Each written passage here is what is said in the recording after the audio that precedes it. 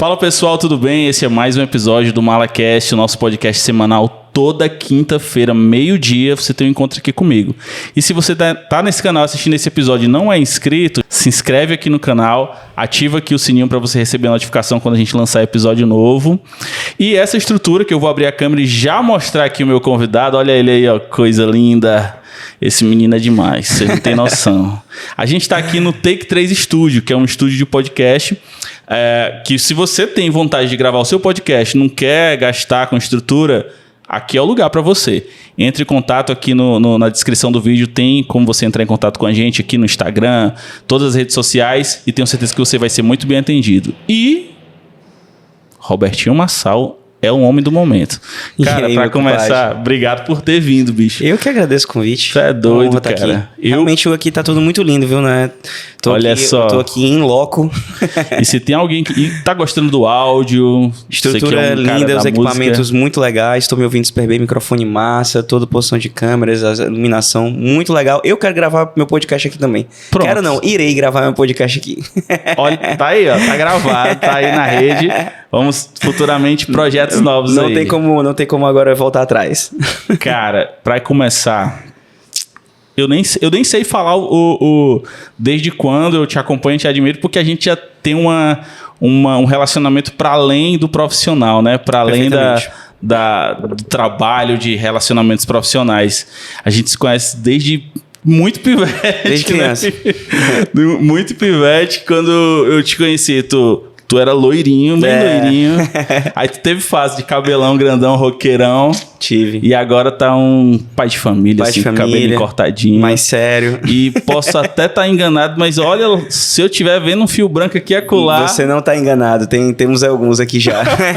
É isso. Cara, e que bom a gente, tipo assim, transpassar essas gerações, né? Tipo... criança e aí adolescência e se encontrando profissionalmente. Com certeza. Se esbarrando, se afastando e se esbarrando na vida profissional e os caminhos que vão levando a gente, né? Com certeza, meu E para começar, para eu te fazer assim, aqui não é um lance de entrevista, para início de conversa, aqui a gente vai bater papo. Maravilha. Mas para se tem alguém nessa cidade de Fortaleza que não te conhece, eu duvido muito. Deve ter muita gente. Conta um pouquinho para mim como é que foi a tua trajetória de se encontrar como você é hoje, tipo assim, um baterista, né? Mas como é que foi o teu caminho para chegar, para ser quem você é hoje, assim, profissionalmente e como pessoa também? Nossa, isso aí é... Temos tempo. Eu vou ter que lascar. Porque ainda mais eu que gosto de, né, filosofar assim. Mas, assim, primeiro quero dizer que é um prazer estar aqui. Realmente é muito legal. Esses amigos de longas datas. A minha história passa por onde a gente se conheceu, que foi Igreja Batista de Monte Castelo. Aqui perto, inclusive. Com certeza. Então, para mim é um prazer. Obrigado pelo convite. Realmente aqui tá tudo muito lindo. Eu tô muito feliz de estar aqui. Mas, bom, a minha história, a história com a bateria e pessoal, ela é basicamente uma só, né? Tem uma frase que eu gosto muito de falar, que é de um grande amigo, que é o Thiago, que fala que tocamos o que somos. Então, eu sempre falo isso, assim, à medida que eu vou avançando como pessoa, eu vou avançando como instrumentista. Obviamente que existe uma dedicação exclusiva, né, ali pro instrumento, tecnicamente falando, senão você não cresce. Mas de uma maneira mais abrangente, falando principalmente da parte musical, tem muito a ver com a minha personalidade, né? Então, eu comecei a tocar muito cedo. A minha história com a bateria, eu considero, né, já que eu tô falando da minha biografia, uma história de amor. Porque eu comecei a tocar com 3 anos e nenhuma criança que começa a fazer algo muito cedo, você tem muita explicação para isso. Dentro do que eu acredito é dom, é algo que Deus dá mesmo ali e fica com você aquela responsabilidade de desenvolver aquilo ou não, de se dedicar àquilo ou não. Exatamente. Não querendo te cortar, mas a gente que vem de um berço de rotina de igreja, de frequentar a igreja rotineiramente, família, aquela coisa, a gente tende a se apaixonar muito pela música, ter aquele primeiro olhar, e a gente tende tipo assim, a querer tocar algum instrumento na igreja. Exato. Só que poucos ou quase a maioria não vai enveredar, né, profissionalmente vai ter uma carreira, né? E eu percebo que desde muito cedo tu sabia o que tu queria. Eu sabia que eu queria tocar e tocar bem. Eu não sabia que eu queria, que eu iria querer ou que eu conseguiria ter uma carreira. Até porque, como eu vim de um berço protestante batista tradicional, tocar fora da igreja era uma coisa meio pesada. É um lance meio de tabu, né? Que rolava. Isso até é uma coisa que a gente pode até conversar também, porque eu sei que tem muita gente que passa por isso até hoje. Incrivelmente, ainda tem muita gente que passa por isso. E tem pessoas que são muito mais violentadas religiosamente do que eu fui. Eu tive lá os meus problemas com a religiosidade, mas muito longe do que a galera passa de ser expulso, de não poder mais frequentar a comunidade. Isso, graças a Deus, eu não passei, graças a Deus, porque eu já estava na Candeias, que é a minha comunidade que eu tô lá, desde que nasceu, 18 anos, com o meu pastorzão Cauê Delbrando. Então ele já estava nesse processo, eu já caminhava com ele, e isso facilitou um pouco as coisas para mim. Mas em casa, por exemplo, foi muito pesado para os meus pais e tudo mais. Eles eram galera tradicional zona da igreja mesmo? Meu pai principalmente, né? Meu pai veio para Fortaleza, né? Eu sou de Belém, eu nasci em Belém, né? Eu sou cearense porque vim para cá com 1 ano e 8 meses. Então, assim, eu sou cearense, mas eu nasci lá. Então, mas meu pai e minha mãe não, né? Meu pai e minha mãe nasceram e criaram lá em Belém, casaram lá em Belém. Meu pai veio da primeira igreja batista de Belém do Pará, que é uma igreja bem tradicional. Então ele vem de outra estrutura, de outra cultura. E eu nem falo isso com mágoa ou, sei lá, demonizando, nada disso. Eu entendo que era uma pura limitação. E é outra geração também. Outra geração, né, existem limitações mesmo culturais da geração. E existia também uma limitação religiosa, que, bicho, faz parte do processo também. Eu acredito que, tipo assim, muito cedo, eu também sempre gostei muito de batera, sempre gostei, até cheguei a... Você toca, né, velho? Toco assim, né, cara? Não me atrevo a falar que toco aqui, não. Você toca, velho. Mas eu acho que talvez eu nunca tenha cogitado, assim, levar tão mais a sério o instrumento, né, como outros profissionais levam, justamente porque eu não tive, assim, eu acho que o que tu teve em casa, eu também tive, de lançar música, não. Música é segundo plano. Uhum. Procure um primeiro plano, se der tempo, você vai pra música. Sabe aquela coisa, se forma e faça o que você quiser, entendeu? Exatamente. Então, se eu for fazer o que quiser, eu vou me formar no que eu quero. Exato. E aí... Então, eu comecei a tocar muito cedo. Com 6 anos, eu já era do Ministério de Louvor de Monte Castelo. Caramba, 6, 7 lembro anos, demais. 6, 7 demais anos, disso, eu já tocava. Cara. Tem algumas fotos disso. E aí, bicho, foi uma coisa assim... Era muito natural pra mim, sabe? Era natural pros meus colegas jogarem bola. Pra mim também. Mas pra mim também era natural pegar uma bateria e tocar. Era tipo a mesma coisa, era tão fluido quanto. Mas já não era pra todo mundo, já era uma coisa que eu era meio diferente nisso, porque nem todo mundo tinha essa aptidão pra música. Um ou outro tocava um violão, né? E também eu tinha uma coisa de me destacar no instrumento. Mas era uma coisa muito, muito, muito fluida, muito natural. Eu sempre fui muito dedicado, porque eu amo música, eu amo tocar bateria. E graças a Deus, eu brinco que meu pai, né, o Massalzão, ele me apresentou os 2 caminhos da salvação, que foi Jesus Cristo e o rock and roll, né? Eu ia te perguntar justamente isso, se tu tinha um ambiente em casa musical. Muito, muito, muito, muito. E, bicho... Assim, eu sou muito grato aos meus pais por isso, sabe? E é engraçado porque, rapidinho assim, sim, o meu pai, ele me apresentou muito das minhas maiores influências, tanto do progressivo quanto das grandes baladas das divas, e do flashback, muita coisa boa nesse sentido. E a minha mãe, ela me trouxe a música popular brasileira daquela época, que era espetacular. Diga-se de passagem, né? Que era espetacular, entendeu? Então, tipo, Roupa Nova, Fábio Júnior, saca? Emílio Santiago, ali aquelas coisas do meados dos anos dos 80 pro 90, que era o que a minha mãe ouvia, eu também amava ouvir aquilo. E a parte de música cristã era Vencedores por Cristo, era o João Alexandre, era o Logos, era o... João Alexandre, pelo amor de tipo Deus. Assim... Enquanto na minha casa só tocava Cassiano e Sérgio Lopes. Pelo Sérgio amor Lopes de Deus. É incrível. Não, é incrível Sérgio Lopes. Inclusive a minha pequena adora aquela Chora Israel. Ela ama essa música. Ela ama essa música. Eu, quando era criança, eu ouvia muito aquele disco que ele gravou total em espanhol e hebraico. Uhum. Mas enfim, cara, você escutar, entre escutar, nada contra Cassiano e Sérgio Lopes, que eu adoro, inclusive, mas música popular brasileira dessa época, né, e até de antes disso, foi o que formou a maioria dos músicos excelentes que a gente tem hoje Com em dia. certeza. Não, e foi, na minha opinião, né? Foi a grande era... A era de ouro da nossa música popular brasileira, sacou? A gente não vai ter outro Gil, outro Fagner. Exatamente. Enfim, outro Caetano, outro Chico. Isso é triste, né? De se pensar um pouquinho triste. É triste, mas é a vida. Tudo sofre vida. metamorfose. Por que a música não seria diferente? É né? a vida. Assim, as coisas vão mudando e outras coisas vão aparecendo. E temos outros excelentes artistas, Sim. né? Mas assim, como a gente teve aquela época ali do final dos anos 60, na época ali dos festivais e tudo mais, a gente não vai viver mais aquilo de novo, nem vai ter... A forma de apreciar era diferente também, a genialidade era muito mais percebida e mais notada, talvez, Com certeza. né? Pois é, isso é uma coisa que eu penso, assim, eu tive a sorte de ter uma família muito musical e dentro do que eu acredito, com muito bom gosto musical. Teu pai e também muito cantavam eclético. na igreja Meu pai junto? canta até hoje, né? E tu tocava junto com eles também, que eu me lembro? Total. Minha mãe teve a coisa da Ministério Infantil, né? E meu pai é líder de louvor até hoje. É uma estrada longuíssima de Ministério de Louvor. E aí, então, eu cresci ouvindo muita coisa boa. Outra coisa, eu nasci em 90, né? Então eu ainda peguei ali uma parte dos vinis, né, cara? Então a gente tinha aquela coisa de parar pra ouvir música, que é uma coisa que hoje em dia já tá mais duvidosa. A gente tem 700 mil músicas no celular. A música é como um acessório hoje em dia, mas a gente não para pra ouvir. E, bicho, parar pra ouvir uma coisa, a música tá com pano de fundo, é outra totalmente diferente. Totalmente. Isso é comprovado, tem vários estudos falando sobre isso, tem livro falando sobre isso, de como você deveria ouvir música na real, né? Então eu ainda tenho esse resquício em mim de momentos pra parar pra ouvir música.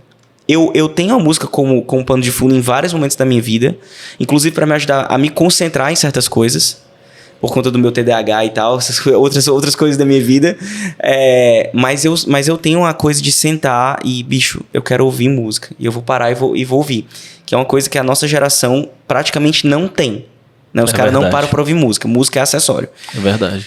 Então, na minha casa, eu tinha também esses vinis, parava pra ouvir, conhecia as capas, sabe? Tipo, via quem gravava, sabia quem gravava cada faixa, o nome do autor. Até o cara que mixava, a gente sabia o nome.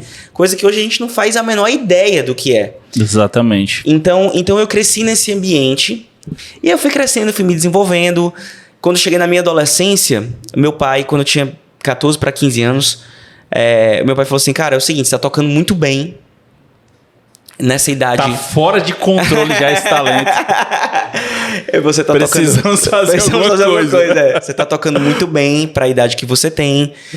Tipo, nessa idade, até um pouco antes mesmo, eu já era melhor do que praticamente todos os bateristas na igreja, entendeu? Assim, eu já era melhor.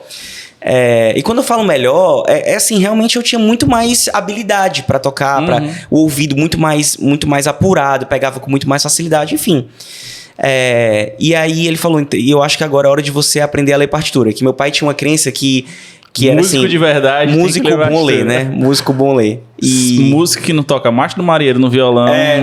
Tem que ler partitura, um músico... E você tá na hora de você ler, e aí eu vou te colocar no conservatório. E aí foi uma mudança muito violenta na minha vida, o Conservatório Alberto Nepomuceno. Aqui no Ceará. Porque o que aconteceu? No Alberto Nepomuceno, eu me conectei com uma galera muito fora do meu ciclo. Meu ciclo era a galera da igreja, a galera do basquete e a galera do meu prédio. Quando eu fui pro Alberto Nepomuceno, bicho, eu me conectei com uma galera assim muito diferente. Uma galera que levava a música com outra cabeça, que tinha outra vivência, uma galera que tinha prática, uma galera que estudava o instrumento, que tinha aula. E bicho, foi tipo assim... Meu Deus, o que tá rolando aqui? Que universo é esse? Que universo é esse? Então isso já foi muito massa. Conheci uma galera muito legal. Meu irmão de vida, meu melhor amigo, que é o Rafael Maia, que é o diretor musical do Padre, né? Do Padre Fábio de Mello. Conheci no conservatório, né? Professor de La Casa de Papel. Professor de La Casa de Papel, exatamente. E... é meu irmão de vida e a gente se conheceu lá, nossa história começou lá, a gente até fala muito sobre isso, muito quando a gente tá vivendo uma coisa... massa, quando a gente tá vivendo uma coisa muito surreal na estrada, a gente olha um pro outro e fala assim, pô, Neruda, que eu chamo ele de Neruda, né? E pensar que a gente lá no conservatório, em 2005, a gente ficava conversando, pô, será que um dia a gente vai conseguir tocar com alguém? Será que um dia a gente vai viver disso? Será que um dia a gente vai tocar com um artista? Será que um dia a gente vai viajar? E hoje a gente olha pra... Tu contando isso, tava muito na cara que a tua trajetória era essa. Aham. Que o teu caminho era esse. Tipo assim, e pensar que tu se questionava junto com o Rafael, que é outro músico espetacular, se questionando, será que a gente vai... Como assim, cara? Mas a gente era dois adolescentes. Tá tocando. A gente era dois adolescentes e a gente não tinha nem muita noção do que tocava. Isso é particularmente até uma coisa que eu não tenho muito até hoje. O Padinho até falou isso pra mim esses dias. Posso até contar depois. A gente só queria tocar, velho. E a gente só queria praticar e crescer e conhecer a galera e ver os músicos que a gente admirava e assistir muito DVD. Bicho, a gente via muito DVD. Mas era pra furar, assim mesmo, de tanto que a gente via. E conversava e sonhava e tudo mais. E no conservatório aconteceu realmente o que meu pai falou, né? Eu comecei a aprender a ler partitura. Os métodos se abriram pra mim. Eu comecei a entender os métodos gringos, os exercícios que a galera passava. Eu comecei a entender. E aí foi quando eu fui pra outro patamar, tecnicamente falando. E eu fiquei ainda mais asilado. É isso que eu tava pensando agora, quando tu falava. Tu já praticava em casa. Já. Antes desse universo de conservatório, de partituras, de teorias musicais e métodos, tu já era um cara que praticava. Já. Mesmo que seja, eu vou tocar no domingo, na igreja, eu vou tocar 4 músicas, eu vou praticar. Tu passava sempre praticando. Exatamente. Já existia uma rotina técnica pra ti. E sem bateria. E sem bateria. Ah, tu não tinha bateria nessa época? Não. Olha aí. Mas tu praticava assim... No chão, no sofá, no balde, travesseiro. Foi assim a minha vida toda, basicamente. E aí eu fico imaginando, quando se abriu... Tu pensa que pratica alguma coisa? Olha essas opções aqui. Exatamente. Pronto, tu não dormiu mais depois desse dia. Eu fiquei ainda mais tarado, porque eu já sou muito tarado. Eu passo o dia falando de bateria, eu viajo, eu toco, eu ensaio, eu gravo e chego em casa, eu ainda vou ver mais coisas de bateria. Então, assim, eu dei uma masterclass recentemente, deve ter uns 2 meses isso, em São Luís do Maranhão. E era pra ser de 8 a meio-dia, 9 a meio-dia, coisa assim, umas 2 horas só de masterclass. Foram 4 horas de masterclass. Caramba. E quando foi pro final, o neguinho já tava meio, né? Tipo assim, caramba, bicho. E eu tava assim, e aí, se vocês aguentarem, eu vou até de manhã, velhinho. Galera sangrando nos olhos. E eu só parei porque eu tinha que passar o som. Porque se eu não tivesse a passagem de som, fosse só pro show, eu tinha ficado mais tempo lá. E os caras estavam sedentos, entendeu? Então, assim, eu sou muito tarado pelo que eu faço. E quando rolou isso aí, bicho, aí eu fiquei muito, muito mais ainda. E aí eu fui praticando, estudando. Depois eu saí do conservatório, fui pra Musmania. Nepomuceno e Musmania, assim, eles foram... até hoje são muito reconhecidos. O Nepomuceno ainda tá em operação? Demais. A Musmania parece que deu um... A Musa eu não tenho notícia. Desde que o Dudu saiu, eu não tenho notícia. O Dudu era o antigo proprietário. Mas o Nepom... Eu fiz Musmania um tempo e olha que eu queria fazer bateria, aí não tinha mais vaga. Aí o cara, o que tem vaga aqui é contrabaixo. Queria tanto aprender alguma coisa que eu queria estar lá naquele universo. Porque como você disse, esse universo da música, dos estudantes de música, dos professores, da teoria musical, é algo muito apaixonante, né? E eu fico imaginando, tipo assim, você ficou ainda mais ansioso, mais aprendendo mais coisas e estudando. Na Musmania foi quando mudou a chave de ser profissional. Pronto, é exatamente o que eu fazer. Foi na Muse. Que eu perguntar, quando tu chegou agora, pronto, agora eu sou um profissional, eu vou tocar. Foi na Muse. Porque eu já tava com 16 para 17 anos, tava terminando o terceiro ano muito novo. E aí vem aquela grande pergunta para um adolescente, né? O que você quer fazer pelo resto da sua vida? Né? Que é uma coisa insana, né, cara? Insana. Ainda bem que hoje já tem até muita gente escrevendo sobre isso já, que a nossa geração, né? E essa geração que tá vindo, é a geração que não tem mais isso, assim, que eles vão mudar, você precisa estar... Inclusive, precisa estar mudando de profissão mais vezes na vida. Por conta da velocidade das coisas, porque muitas profissões vão acabar. Exatamente. Muitas profissões já acabaram e muitas vão acabar. Porque se você parar pra pensar, a profissão é o que você faz para ganhar dinheiro, né? Pura e simplesmente. Só que isso que você faz para ganhar dinheiro, você tem um talento, você vai comercializar esse talento e vai ganhar dinheiro. Você não tem só um talento. Ninguém tem um talento só. Eu só sei fazer isso aqui. Eu sei colocar água dentro desse copo aqui. mas eu sei fazer um monte de outras coisas. Só que isso aqui é o que eu faço pra ganhar dinheiro. Cara? Fora que você pode aprender. Eu não tenho talento pra fazer tal coisa, mas eu tenho força de vontade. Exatamente. Entendeu? E eu vou me esfolar até eu fazer isso aqui ficar bom, porque é o que eu preciso fazer. Eu tive que passar por isso dentro da minha profissão com outras coisas também, saca?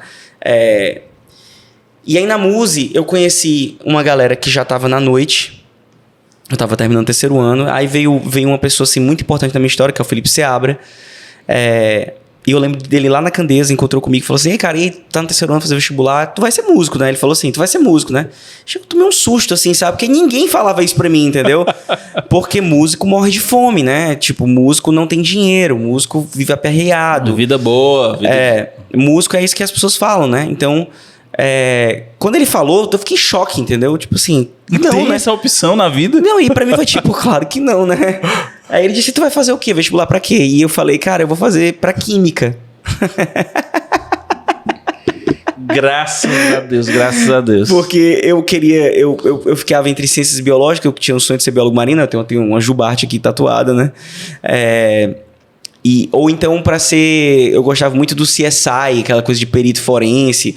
Como eu era obrigado a pensar na outra possibilidade, eu pensei nessas possibilidades, né? Ele falou: química? Não, pelo amor de Deus, Alberto, tá maluco? Tipo, cara, tu não vai ser músico porque tu não quer? Ou porque tu tem medo? E, bicho, tipo assim, foi aquela pergunta que o tempo para, sabe? Assim, você fica... Caramba, eu tenho medo de ser músico aí e tal. Aí ele falou: cara, é o seguinte, você é músico, você é baterista. Você tem que ir pra essa parada e eu vou te ajudar. E em casa, com 16, 17 anos? Aí vai chegar aí. Aí o Felipe, eu falei: Felipe, tu me ajuda? Ele falou: te ajudo, pode deixar. A gente vai... Papai. A gente vai fazer um plano de carreira e tal. E aí eu terminei o 3º ano, fiz o vestibular, passei. Mas falei que não ia... Aí começou, falei: não vou cursar, que eu quero ser músico. Aí, bicho... Aí foi caos. Meus pais ficaram... Pais ficaram... Cara, meus pais adoeceram, assim, sem exagero. Eles adoeceram. O filho vai morrer de fome. Eram duas coisas. A parte da grana, né? Do sustento. E também a parte... Meu filho foi pro mundo. Meu filho foi pro mundo. Porque, pô, bicho, o Robertinho, filho do Marçal, filho da Ana, né? Eu nasci de dentro daquele furo do bumbo dentro da igreja, cara. E agora o cara tá tocando na noite, entendeu? É muito impactante, assim. Foi muito impactante pra eles. E é um impacto social no meio, né? Total. Também, tipo assim, os amigos todos os meus da amigos, igreja todos os meus amigos no vestibular, passando carequinhas em janeiro. E eu com o cabelo cada vez maior... Entendeu? É isso que eu ia dizer, que nessa época tu tinha o cabelão. Eu com o cabelo cada vez maior, tipo, indo tocar na noite, cara. Então aí minha mãe encontrava com uma amiga do... Ai, cadê o Robertinho? Ah, porque fulano tá na faculdade, tá estagiando, eu dei o primeiro carro dele e tal. Oh, meu Deus. Saca? Aí minha mãe, essa pressão social, bicho, é um lance. É osso. E, cara, e é real, assim, não tem que... Você tem que aprender a lidar, né? E aí o Ideobrando foi muito importante nessa parte espiritual, de tipo assim, cara, você não tá só, você tem uma comunidade, você tem um lugar. Pô, eu sempre toquei na minha igreja, independente disso. Eu prego na minha igreja, independente disso. Eu liderei adolescentes, liderei jovens. Continuo trabalhando com os adolescentes hoje em dia. Prego no culto, saca? Tipo assim, fui seminarista da igreja. E nunca parei de tocar na noite, cara. Sacou? Então, o Ideobrando e a Candeias tem um papel, assim, muito importante nessa parte, sacou? Da outra parte, o Felipe fez a seguinte proposta para meus pais. É o grande lance do o que não é maior do que o como. Uhum. Tipo assim, o que você faz não é mais importante do que como você faz. Uhum. Tipo assim, você toca na noite, beleza. Talvez eles tenham falado isso em certa verdade, porque existiram pessoas que foram tocar na noite e não voltaram mais. Com existiram certeza. pessoas que mudaram totalmente o caminho delas. Fulano, antes de ser músico na noite, era outra pessoa, era uma pessoa daqui da igreja de Deus, agora não quer saber mais de Deus, não quer saber mais de igreja. Então, tipo assim, essa fama tem um fundamento. Com certeza. Então, e eu sempre falo isso. Era real, né? Eu falo assim, bicho, como é que é pra ti bebida, saca? Tem dificuldade? Como é que é pra ti quando chega as gatas, entendeu? Tem dificuldade? Tem, bicho, cuidado então na noite. Agora sim, isso pode ser de qualquer jeito, cara. Existe uma facilidade? Existe, cara. Não vai mentir, você tá no palco, todo mundo te conhece. Entendeu? Você passa a ser... Você deixa de ser um cara que vai de vez em quando e passa a ser um frequentador. Porque você tá pelo menos de quinta a domingo no bar tocando, ou numa casa tocando, ou numa festa tocando. Então, assim, você realmente precisa estar mais atento. Se você quer, de acordo com o seu caráter e com a sua linha ali de ética e comportamental. E eu acredito que quando você é muito novo, muito jovem, quando eu digo jovem não é só de idade, mas jovem de vida mesmo, de experiência no mundo, vamos dizer assim, tudo é novidade. Então a tendência a você aceder a alguma coisa é maior. E você vai conviver com a galera que não tem a mesma cultura que você. Pra eles tudo é normal. Pra você é uma escolha. Eu não quero beber. Eu não quero embriagar. Eu não quero fumar. Eu não quero ter vários parceiros ou parceiras. Entendeu? Eu tenho a minha esposa, eu namoro, quero ser fiel. Faz parte do que eu acredito. Você vai conviver com uma galera que muitos deles não têm essa mesma parada. Alguns deles são tipo assim, beleza, eu vivo aqui, vivo o seu. Mas muitos deles vão tipo assim, eu quero também que você viva o que eu vivo, entendeu? Você é o antiquadro, você é o caretão, você é o chatão, entendeu? Hoje em dia é até um pouco mais, né? Você é o preconceituoso, você é até outras coisas, né? Mas enfim, então assim, quando eu fui pra noite, eu sabia muito o que eu tava fazendo, eu sabia muito o que eu queria, eu sabia muito pra onde eu queria ir. A minha cabeça sempre foi profissional. Eu sabia que coisas que eu ia fazer na noite era pra me levar até onde eu queria ir. Apesar da música ser algo divertido pra você, você não tava ali pra diversão.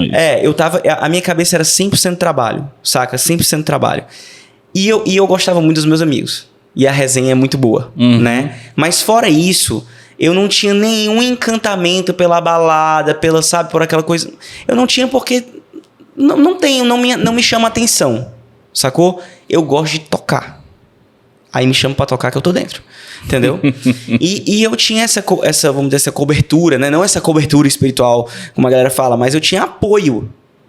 Então eu lembro, primeira vez que eu fui tocar no Ceará Music, 18 anos, na primeira banda que eu comecei a tocar na noite, que foi a Radiofone. Eu já ia perguntar se era Soul Pop, mas não, a Soul Pop foi depois. Mas foi lá que eu conheci os meninos, inclusive.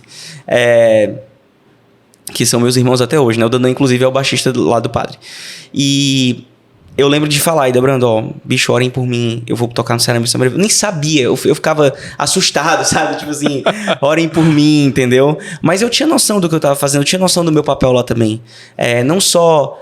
Existia um temor tão grande assim... Eu não temia. Um temor que eu digo de tipo assim, de eu errar. tô indo pro Covil, pra Cova dos Leões. Na verdade, eu acho que o meu temor era mais porque eu não fazia ideia do que me esperava. Entendi. Entendeu? Eu não fazia porque eu não ia, velho. Eu nunca tinha Chegar ido. lá, as mulheres vão tudo pular em cima de mim, vão jogar álcool e cigarro na minha boca. A galera da igreja acha que é assim, né? Enquanto em muitas realidades, pelo menos na minha história, cada um na sua fazendo o que bem entendia. Entendeu? E quando você é muito... Eu acredito assim, que quando você é muito ciente de si, eu sei o que eu tô fazendo aqui, eu sei o meu papel aqui, as pessoas ao teu redor percebem isso e elas vão respeitar isso em ti. Rola tipo assim, não é a vibe dele. Exatamente. Comigo rolava muito isso. Às vezes chegava um desavisado, né? Numa roda. Aí tipo, não, Roberto, não é a vibe dele não. Entendeu? Então assim, a minha postura sempre foi essa. E eu sabia da responsabilidade que eu também tinha no quesito ser uma luz. E quando eu falo ser uma luz... É isso que eu ia perguntar. Tipo assim, tu era aquele cara que evangelizava? Eu diria que sim. Eu era esse cara. Mas não... É porque... É difícil por causa do estereótipo, né? Exatamente. O que é evangelizar, né? Só o fato de eu ter perguntado, você usar essa palavra, tu evangelizava... Já me dá uma... Tu chegava pro cara que tá do teu lado. Olá, eu gostaria de ler uma passagem da Bíblia aqui pra você. Você conhece Jesus? Você já ouviu falar de Jesus? Então, pois é, não. A minha parada era tipo assim... cuidar das pessoas, ser um abraço. Muito, mas bicho... Muita gente que eu encontrei na noite machucada pela instituição. E meu amigo. Principalmente os meus colegas de profissão, né? E o que aconteceu numa certa época da minha vida na noite era que eu tinha um grupo pequeno na minha casa para os músicos. A galera que não cabia dentro da igreja, mas cabia dentro da minha casa. E a gente era igreja. Sacou? Quantas vezes eu cheguei pra tocar e alguém chegava e falava, bicho, tô muito mal, dá pra gente conversar? Cara, eu não tenho uma história pra contar disso, eu tenho centenas de histórias pra contar. De eu chegar pra tocar na órbita e ter uma pessoa lá e me reconhecer e sabia que eu era crente. Cara, eu tô muito ruim, não sei o quê. E tipo, orar pela pessoa dentro da órbita, velho. Várias vezes. Sacou? Depois, de os seguranças, saca? Pessoas que eu cuidava, que eu ouvia, que eu ajudava financeiramente, ou com Red Bull. Ei, velhinho, toma um Red Bull aí. Toma uma água, se hidrata aí o cara abria a vida dele toda pra mim, assim, entendeu? Porque a fragilidade, cara, a fragilidade dessa galera, não vou dizer eu não vou generalizar, não. Quando eu digo essa galera que tá buscando, a galera que ia te buscar. A fragilidade era num nível que a gente não encontra isso, a gente não encontra esse amparo nesse meio, assim, não encontra, eu não vou ser hipócrita aqui, não é fácil encontrar um cara, de eu chegar assim, pô, cara, sei lá, eu tô com um problema em casa, não sei o quê. O que o cara da balada vai chegar e vai falar assim, cara, que se for, cheio de mulher aqui, não sei o quê, vamos se divertir aqui. É difícil achar uma pessoa que vai sensata, que vai falar assim, cara, toma aqui uma água. Vamos... Me fala aí e tal. Vamos um ouvido, pensar. Né, cara? Um ouvido. Um ouvido atento. As pessoas hoje em dia, elas não te ouvem com atenção. Que na real, elas não querem te ouvir. Exatamente. Entendeu? Mas eu procurei isso, e até hoje procuro ser um ouvido atento. Você quer falar? Eu quero te ouvir. E eu não quero te ouvir em passo. Não, realmente eu tenho interesse. É ouvir com interesse. E eu sempre procurei ser essa pessoa. Então, quando os meus amigos precisavam de mim, quando eles não queriam ir para fazer o que eles já estavam fazendo, eles queriam outro caminho, eles me procuravam. E eu procurava ser um lugar seguro para eles. Não para eles irem para a igreja. Sim. Sacou? Mas para eles terem, mas eles queriam acessar Deus de alguma maneira.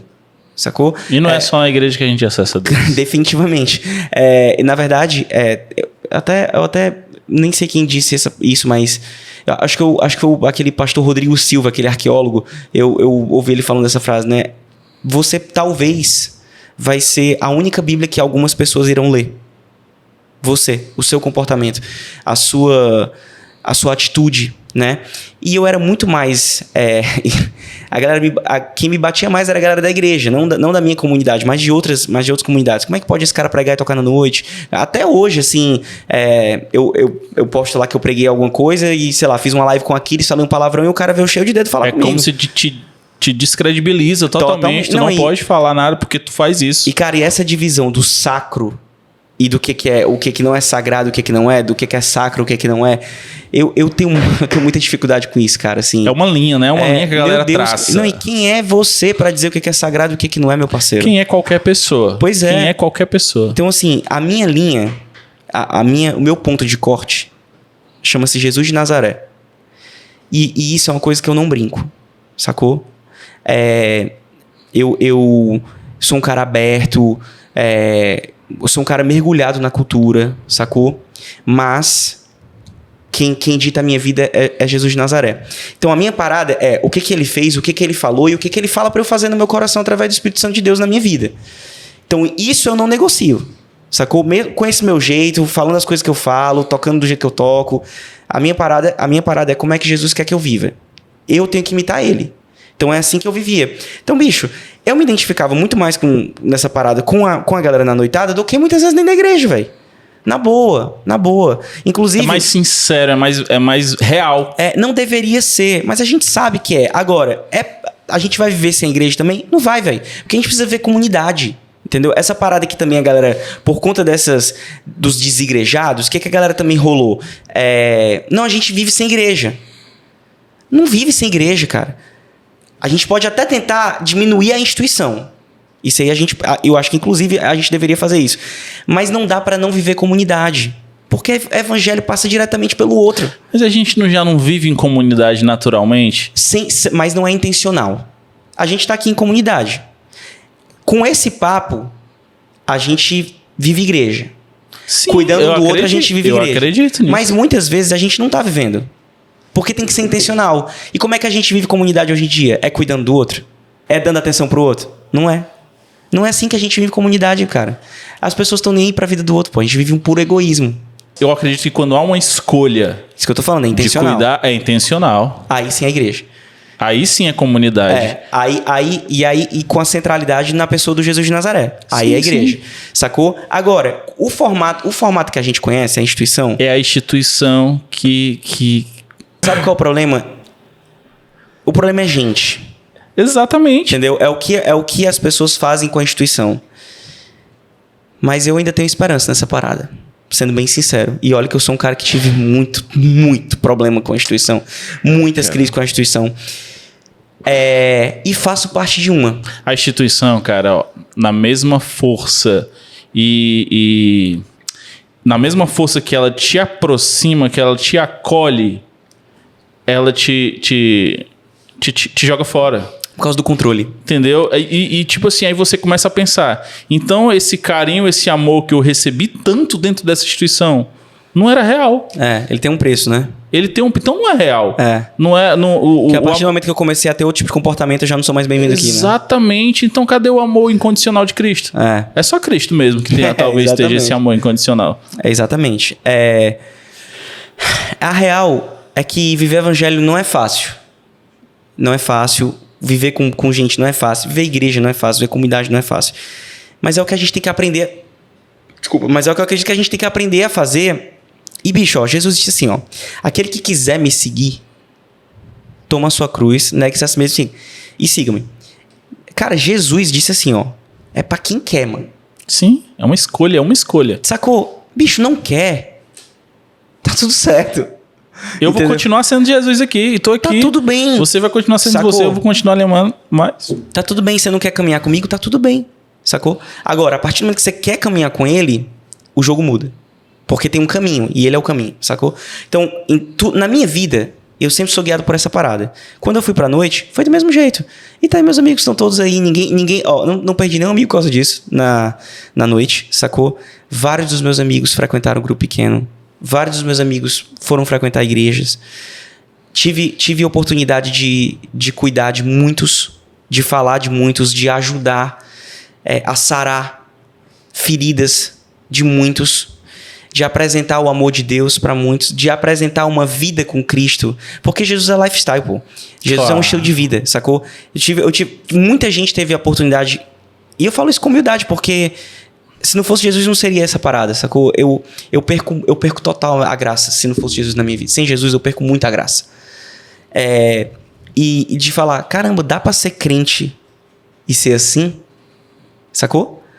Eu fui esse cara que a galera disse, então eu também quero.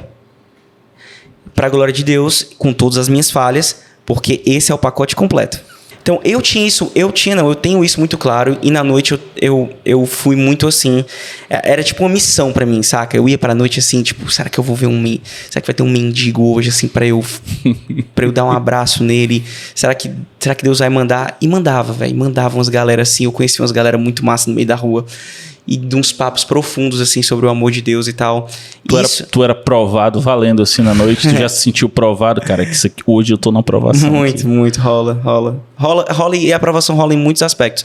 Por exemplo, uma aprovação... Que a aprovação pensa logo em mulher, né? Mas, não só isso. Mulher, dinheiro... Mas, cara, uma coisa que prova muito o nego é a vaidade. Que, na real, essa coisa da mulher é vaidade, entendeu? A coisa da bebida é vaidade. Na boa, tudo é vaidade. Sacou? Então, só que é engraçado, assim, como eu falei, tudo é da sua cultura, né, bicho? Eu nunca fui esse cara namoradorzão, porque eu sempre tava ou tocando ou jogando basquete. Tu era um nerd, cara, um nerd do instrumento. Era isso que tu era. E aí teve a fase do basquete na minha vida, que foi muito intensa também, né? Treinava muito, jogava muito. Então, ou eu tava treinando, ou eu tava tocando bateria. E eu nem me tocava, assim, que tinha alguém interessado por mim, tipo isso, sacou? Então, assim, uma coisa que eu procuro vigiar muito no meu coração é essa coisa da vaidade. Meus pais me alertavam muito por isso, porque eu comecei a tocar bem muito cedo, então sempre chamava atenção. Você recebeu atenção muito cedo, né? Muito cedo, exatamente. Eu era uma criança muito elogiada, o que é pro ego, da informação ainda. Criança muito elogiada, bicho. Na terapia vai ter que tratar depois. Entendeu? Que é o que eu trato. E aí, então pra mim ainda é uma missão. Como em qualquer lugar, eu tô aqui, eu tô em missão, saí ali, eu tô em missão, sacou? E não é aquela coisa tipo, ai, será que... Não, mas é tipo assim, cara, se Deus me der, se botar quem é o teu próximo? É aquele que tá mais próximo agora. Tem que bater minha meta de almas pra Jesus. Isso, tem que bater minha meta. Exatamente, não. Mas é realmente assim, a oportunidade que você tem muitas vezes de ser um colo pra alguém, entendeu? De dar um abraço em alguém, velho. Independente se você vai falar, saca? Que nem uma vez, essa história é muito boa. Uma vez A presença ela é mais importante do que você pode ser Deus naquele lugar sem nem abrir a boca. Exatamente. Eu lembro de uma vez um líder aqui, um certo líder de jovens aqui de Fortaleza, me chamou pra fazer um sopão, sabe? Cara, quer participar de um sopão e tal. E eu falei, pô, bicho, que massa, eu adoraria. Porque a gente quer fazer um trabalho evangelístico e tal, de sopão. Aí eu, certo, massa. Aí ele, pois a gente vai lá, não sei que horas da noite, pra não sei aonde, leva sopas e tal. E aí a gente evangeliza. Aí eu disse assim, irmão, me responde uma coisa, vai ter panfleto? Aí ele parou assim. Aí ele, como assim? Eu disse, vai ter panfleto? É a sopa e o panfleto. Você conhece Jesus? Aí ele falou assim, cara, pois eu tô pensando... Aí eu falei, se tiver panfleto eu não vou. Aí ele, mas como assim, cara? Eu falei, cara, eu não vou dar sopa de isca pra ser um ninguém, meu irmão. Eu vou dar a sopa pro cara, sabe por quê? Se você quer alimentar alguém, alimente. Porque o cara tá com fome, velho. Exatamente. Eu vou dar sopa pro cara porque ele tá com fome. Ah, mas a alma dele... Beleza, cara, isso é um outro passo. Sacou? Se ele quiser, se ele tiver afim de um papo, na 10ª vez que eu estiver dando sopa pra ele, massa. Agora aquela coisa de toma aqui uma sopinha, toma aqui Jesus, que você precisa também salvar sua alma. Uma isca. Eu não tô dizendo que a gente não tem que ser inteligente, não. Mas é porque, bicho, a gente tem que se importar com a dor do cara. Tá com fome, cara. O evangelho... sopa para aquele cara é o acalento de Deus naquele momento ali, naquela noite de fome dele. Você dá um prato de sopa para ele a presença de Deus chegou ali naquele momento. Exatamente. E aí o cara fala assim, mas Robertinho, onde é que tá o evangelho nisso? O evangelho tá nisso que o evangelho me obriga a fazer isso. O evangelho me obriga a dar comida, dividir a minha comida com quem não tem. O pão nosso de cada dia nos dá hoje, Carlinhos Queiroz, né? O pão nosso. Então quem ora o pão nosso tem que ser a padaria de Deus, velho. Se você ora o pão nosso, o pão é nosso. E aí? O pão é nosso, cara. A mesa do Cristo tá aberta para todos, velho. Até pro traidor. Ceiou com ele. E ele ainda molhou o pão no vinho dele e deu pro cara. Tá aqui, ó. Beijou. Intimidade. É isso aí. Intimidade, sacou? Então, assim, se tiver panfleto, eu não vou. Eu vou porque o nego tá com fome e a gente tem que dar comida pra esse povo. O Cristo é revelado de várias maneiras, sacou? Então, eu tenho muito isso comigo. E na noite foi dessa maneira. E é até hoje. Sem precisar ficar dando uma de santão, que eu não sou. Graças a Deus, neguinho viu isso muito cedo. Não tenho nenhum comprometimento em mostrar que sou santão. Pelo contrário. Eu gosto de mostrar o quão ruim eu sou pra neguinho ver o que Jesus faz na vida do cara. Sacou? O que bicho... caminhar com Jesus é isso aí, cara. É pros mazela. Eu sou um cara... que certamente poderia estar naquele rol daqueles discípulos, aí você fala, tá se achando, né? Pra ser... Mas, bicho, os 12, pelo amor de Deus, o RH de Jesus é muito fraco, velho. Pegou os 12 mais quebrados que tava ali. Cara, o RH de Jesus muito ruim, bicho. Muito ruim, sacou? Aí eu me identifico. Poderia ser eu. Poderia ser eu facilmente. Porque eu era um dos caras que não merecia estar nessa parada, não. Então, é pela graça. Como é que eu vou agir diferente disso? Porque agora sim, eu tenho consciência da minha mazela, né? Negócio que a gente esbarra com muita gente que não faz ideia da mazela. Muito pelo contrário, acha que a mazela não foi feita pra ele, ou que ele não é feito de mazela. Sacou? Pra quem não conhece, quem não sabe, aquele meme foi inspirado no Robertinho, aquele meme daquele meninozinho que fala assim, olha o que Deus faz na vida. Sou baterista agora. Daciolinho, sigo ele no Instagram. Foi inspirado. Daciolinho genial. Ai, olha que Deus, cara, pra quem achou que a gente ia falar de música... Pois é, cara, a gente entrou num buraco de minhoca aí, né? Vai junta o TDAH com o prolixo, aí dá nisso, né, cara? Pelo amor de Deus. Bom, aí, cara, profissionalmente foi assim que a minha historinha foi rolando. Na noite eu fui conhecendo um monte de gente, fui tocando com um monte de gente, e sempre investindo no meu trampo na internet. sempre mostrando o que eu tava fazendo. Cara, tem uns vídeos que eu tenho muita vergonha, velho. Não, eu ia te perguntar isso. Você se expressa muito bem nas redes sociais.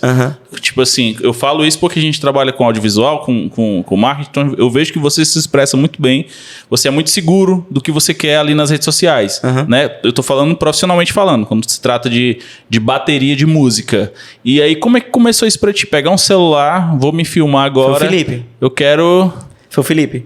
O Felipe lá atrás falou pra mim, você tem que estar na internet. Ele fez o meu primeiro canal do YouTube, que é o mesmo canal até hoje, 2017. Não, 17 não, 2007. O mesmo e-mail, mesmo tudo. Mudei a senha um dia desse.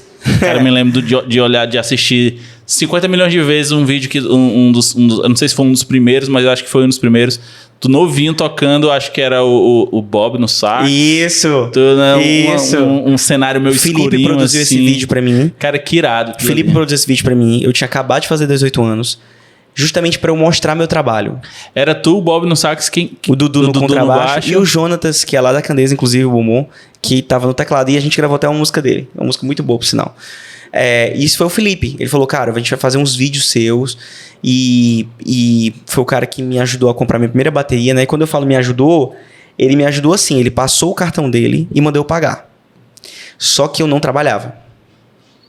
Cara, o Felipe é maluco, velho. O Felipe é maluco. E ele fala uma coisa que é muito verdade. Eu tenho certeza que foi o que ele mais ensinou. Ele falou, cara, eu não te ensinei nada, eu só te ensinei a ter fé.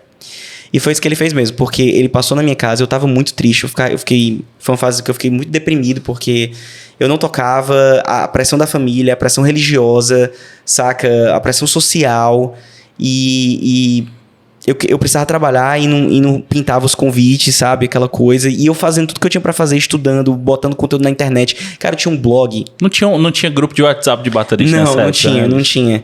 E eu tinha um blog, e eu postava conteúdo de bateria todo dia. Todo dia eu ia lá e postava conteúdo no blog. Com 17 para 18 anos. Fazendo tudo, bicho. Tudo que eu podia fazer, eu tava fazendo. E não rolava. Aí o Felipe uma vez me ligou. Cara, tô muito angustiado. Tô vendo você muito triste. O que eu posso fazer para te ajudar? Mais, né? Mas tu andava nos locais? Andava. E eu conhecia a galera, né, bicho? Assim, comecei a falar, olha, eu tô tocando na noite, que o pessoal... O Robertinho... Quem era o Robertinho? O Robertinho é aquele cara muito talentoso que toca na igreja. Entendeu? Então existia uma marca aí que... Pô, eu tocava na igreja a vida toda, eu não tocava na noite. Quando eu comecei a falar, vou tocar na noite. Entendeu? Bicho, aquele que... tá tocando na noite também? Começou assim, né? E aí eu lembro que o Felipe falou, o que você precisa pra trabalhar, cara? Eu falei, cara, eu preciso de um instrumento, eu não tenho, se um cara me ligar agora, eu não tenho como tocar. Aí ele passou na minha casa, me levou no centro, falou assim, qual é a bateria... Uma BD musical aqui. Qual é a bateria nem tão pra lá, nem tão pra cá? RMV Road Copaíba, foi a minha primeira bateria. O vídeo está no YouTube, é só procurar. Bom demais aquele vídeo, cara. Com aquele bonezinho, cabelão, espinha, aparelho continua, né?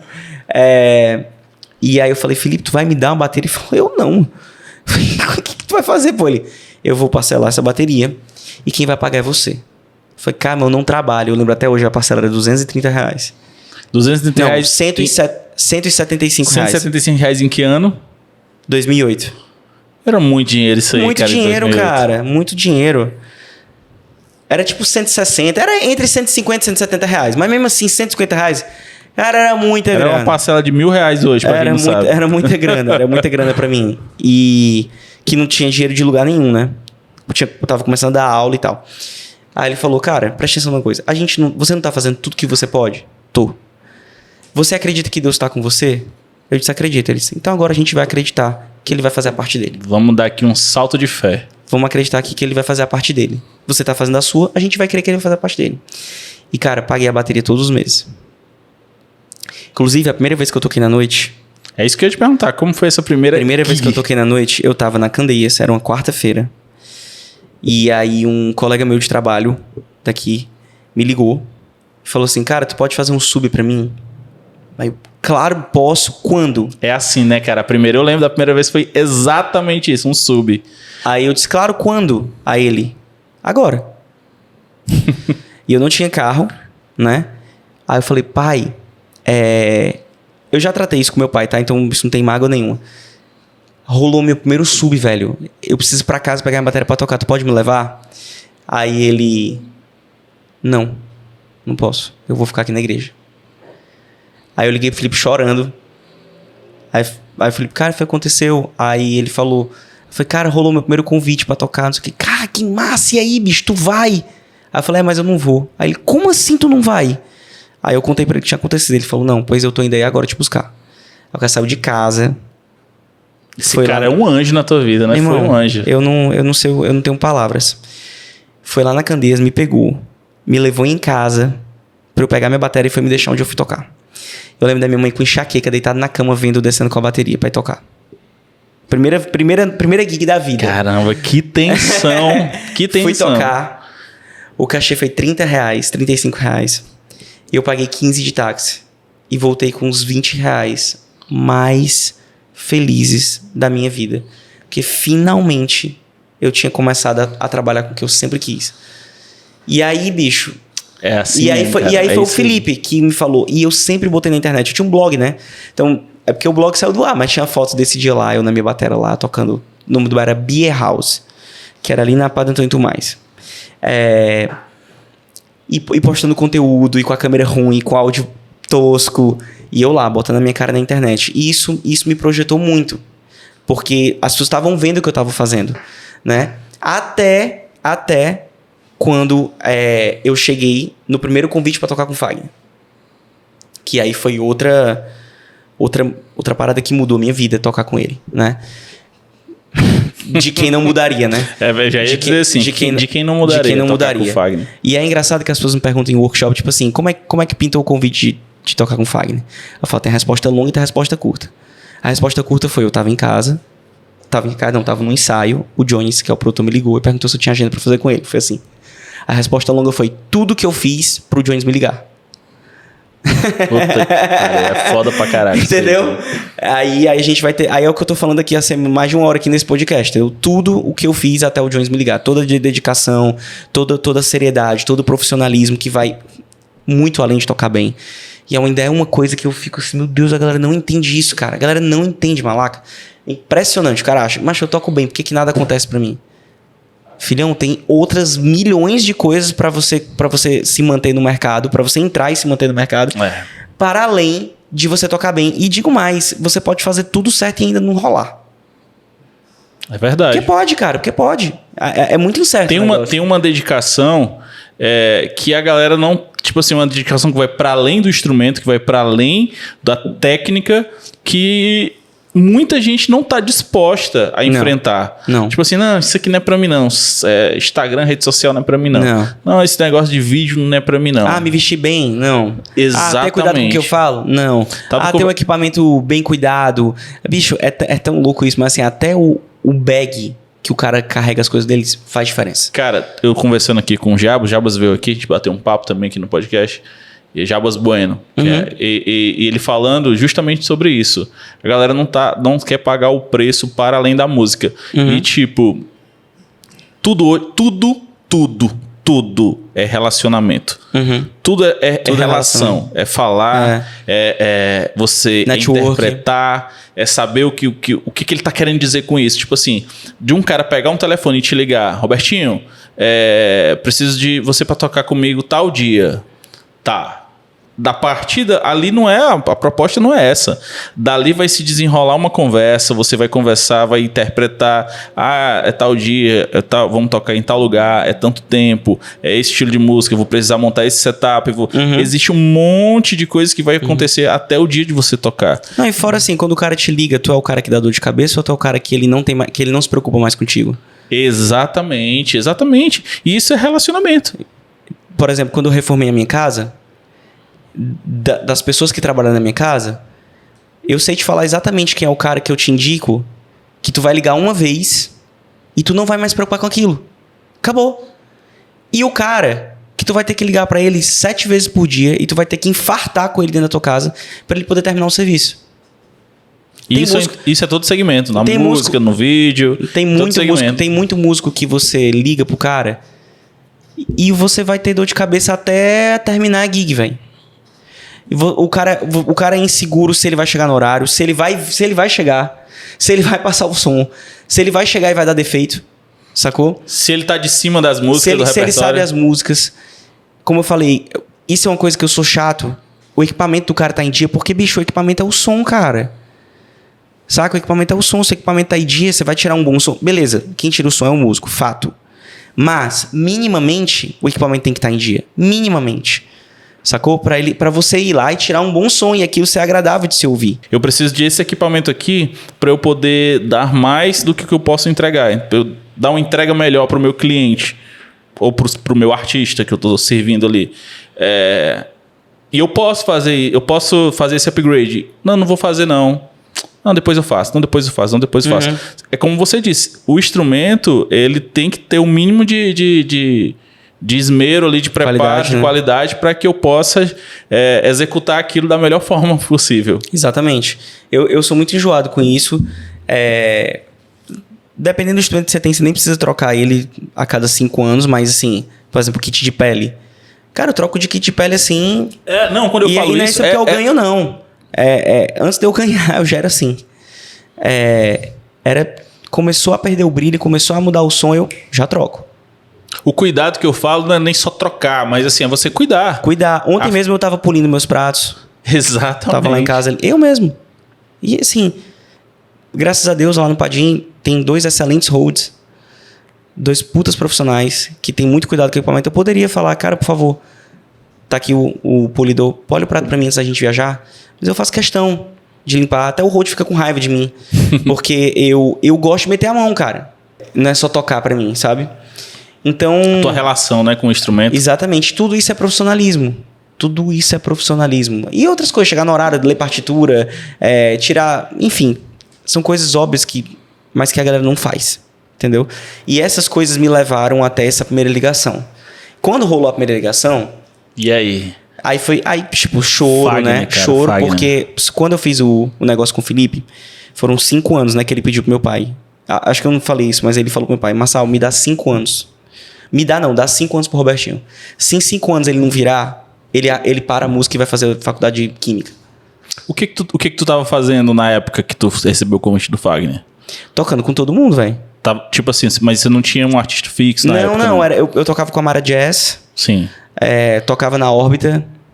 Sim. Tocava com a Naira. E bicho, gig. Gigando, velho. Gigando. Fazendo o teu. Mas assim, a Mara Jazz tinha uma agenda muito boa nessa época. A Naira tinha uma agenda muito boa nessa época. Eu toquei muito com a Naira. John Rock. John Rock, que era a Órbita, né, também. Tive um período na minha vida que eu toquei com a Nigroove, que a gente tocou muito, muito nessa cidade, mas muito mesmo, de quarta a domingo. O Nig é foda. O Nig é demais, cara. O Nig é meu Deus, aquele cara é incrível. E gravando, e tocando, enfim. Eu já tinha acompanhado o Carlinhos Félix nessa época, já. Eu tinha dado uma canjinha ali com Logos. É isso que eu ia te perguntar. Tu tinha a galera do meio gospel que tu tinha uma vontade muito grande de tocar e tu tocou? O Carlinhos Félix. O cara é um dinossauro, bicho. Muito foda ele. Muito. Eu também tinha muita vontade de tocar com o Ademar de Campos. Tu tocou com o Ademar? Não. Ah, cara, mas vai rolar. Pô, tomara. E um cara que eu tinha muita vontade de tocar também, eu acho que esse é meio óbvio, assim, que era o Kleber Lucas, né? Eu achei que tu ia falar de João Alexandre. É porque o João tem muita pouca coisa com bateria, né? Então, assim... Ele é um cara muito... muito ele e tal, mas tocar com ele seria demais.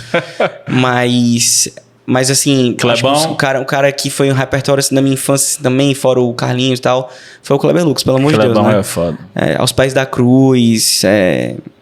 Aquele que ele tá na cadeira que tem o mais do que tudo que pede. Tem Jeová, é o teu cavaleiro. Cara, Kleber Lucas, eu acho que... Esse repertório aí... Eu acho que anos 2000, ali na década dos anos 2000, ele foi o cara que mais tocou nas igrejas. Acho que final ele dos trazendo a arca ali. o final galera, dos anos 90. Pra 2000. Né? E a primeira década dos anos 2000, o Kleber Lucas, o Diante do Trono... o Trazendo a Arca já acho que foi um pouquinho depois. Acho que já foi da metade de 2010 ali, 2008, 2007. Já surfou na leva do Diante do Trono ali, né?